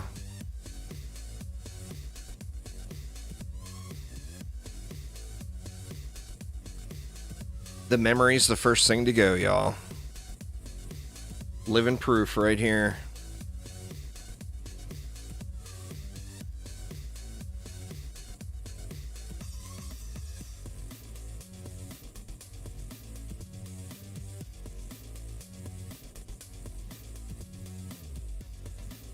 All right. Come on, this one. This one's going to be some super good luck, right?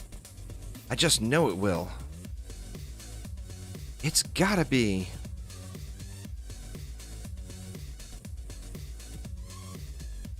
You can almost just chill and watch for ogres and then assist with the ogres.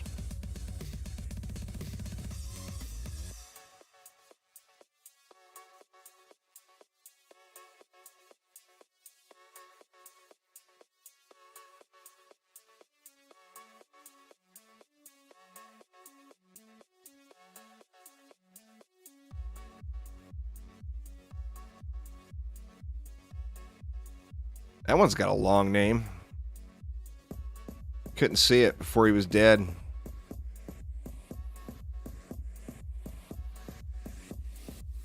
I've still only seen my ogre twice, Juicy. Pretty sure it's just 2 times. Tried to hug him the first time and things did not go well. He wasn't having it.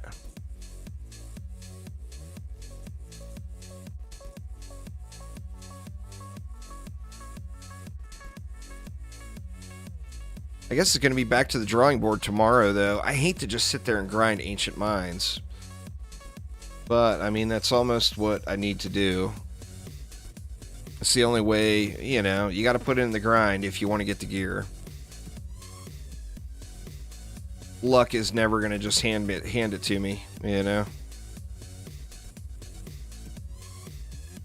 That luck guy refuses to dish out the RNG love.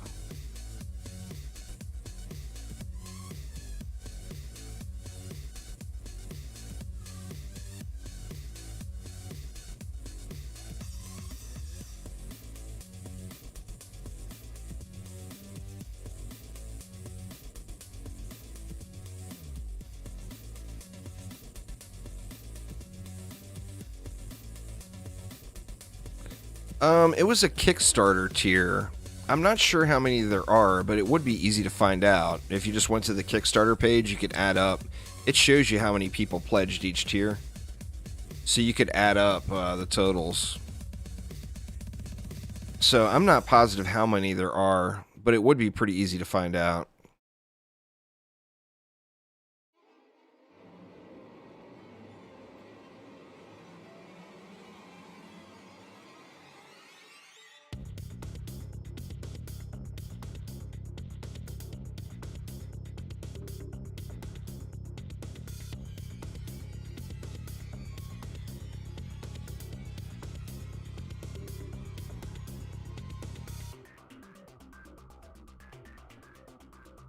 No unfortunate mishaps that time. That's a plus.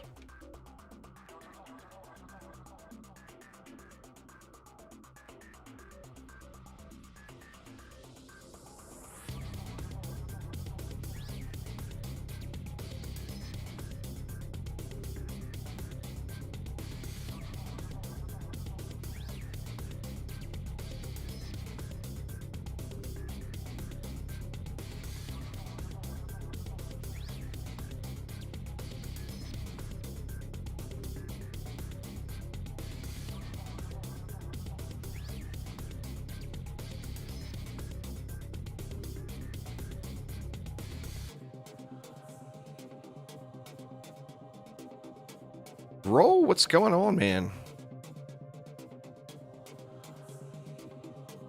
Roll's our local Dungeon Defenders community cryptocurrency analyst.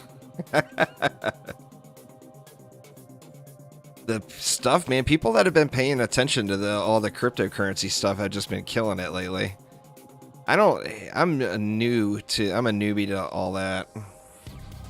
I'm doing good, just having some fun.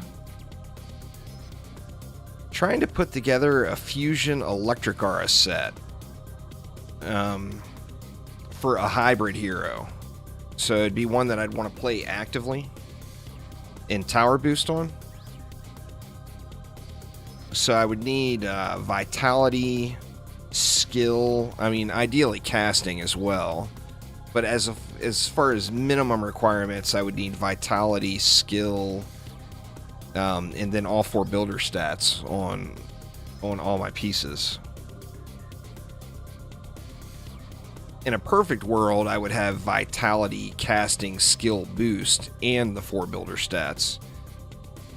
But that would probably be more of a grind than I'm willing to contribute. I'll find something usable long before I find all that. I actually got a really good chess piece on the first run on this one, but now just fishing for something better. Or not really good, but a usable chess piece.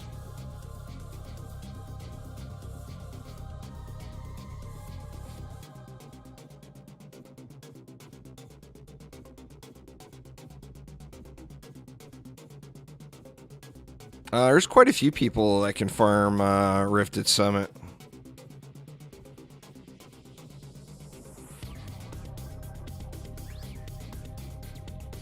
If you got a Fusion DST set going, you could do it yourself.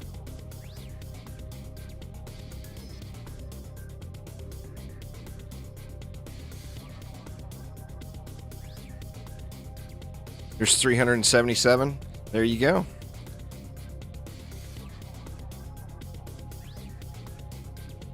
So there's 377 ogre names. I'm sure some of them probably ended up... it seemed like some of them made it through the profanity filter that probably should have been looked at again.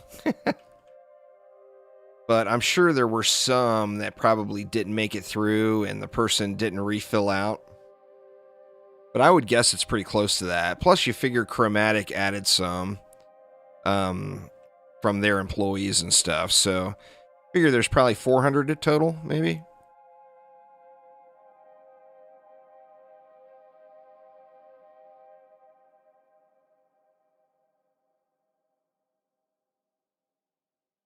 Well, I mean, the natural progression on weapons is you get the Summit campaign one first, And if you can make it to wave 18, then you're going to have no problem getting a summit campaign one.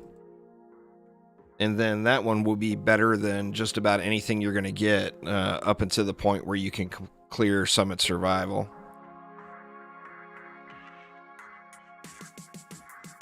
And then, of course, you're going to want to think about Rift mode too. But Rifted Summit Campaign is going to be a best-in-slot weapon. For the Monk or the Huntress or the EV.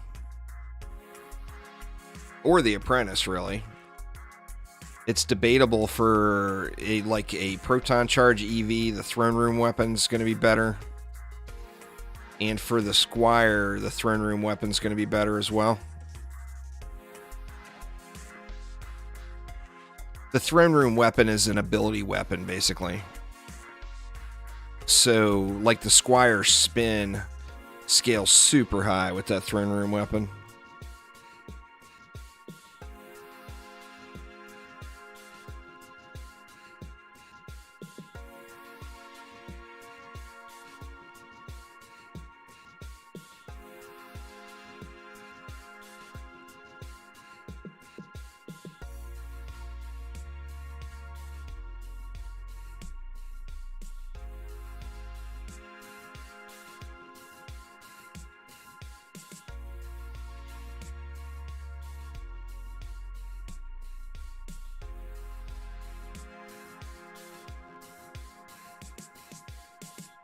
This map does seem like a little bit of a meat grinder with the changes. I still think that the optimization that the last update brought to the game is so huge that it's well worth giving up the quicker map times. But the enemies come out, on quite a few maps, the enemies come out really, really slow now compared to before. So it takes a lot longer to clear each wave. But the performance gains that the game got out of that is just so big. I haven't dropped below 144 frames per second this entire live stream. Now, obviously, I not stream. You know, you guys are only seeing 60 frames.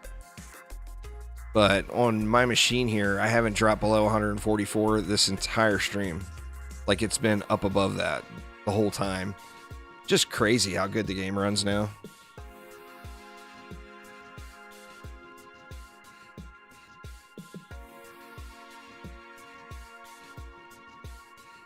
Their net codes could still use a little bit of work.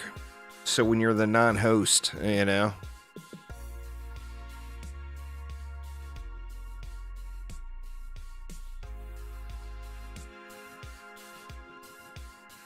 All right, what do we got? What do we got?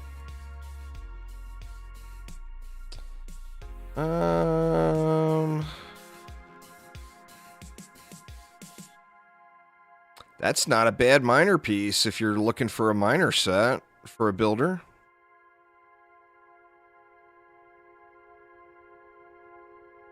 And then got a trans chest. Like I said, I already got a good chest set. What about the giraffe? Where is it? Where are you, little giraffe? Oh, there it is right there. It's a POS. Ooh. On the crappy trans giraffe.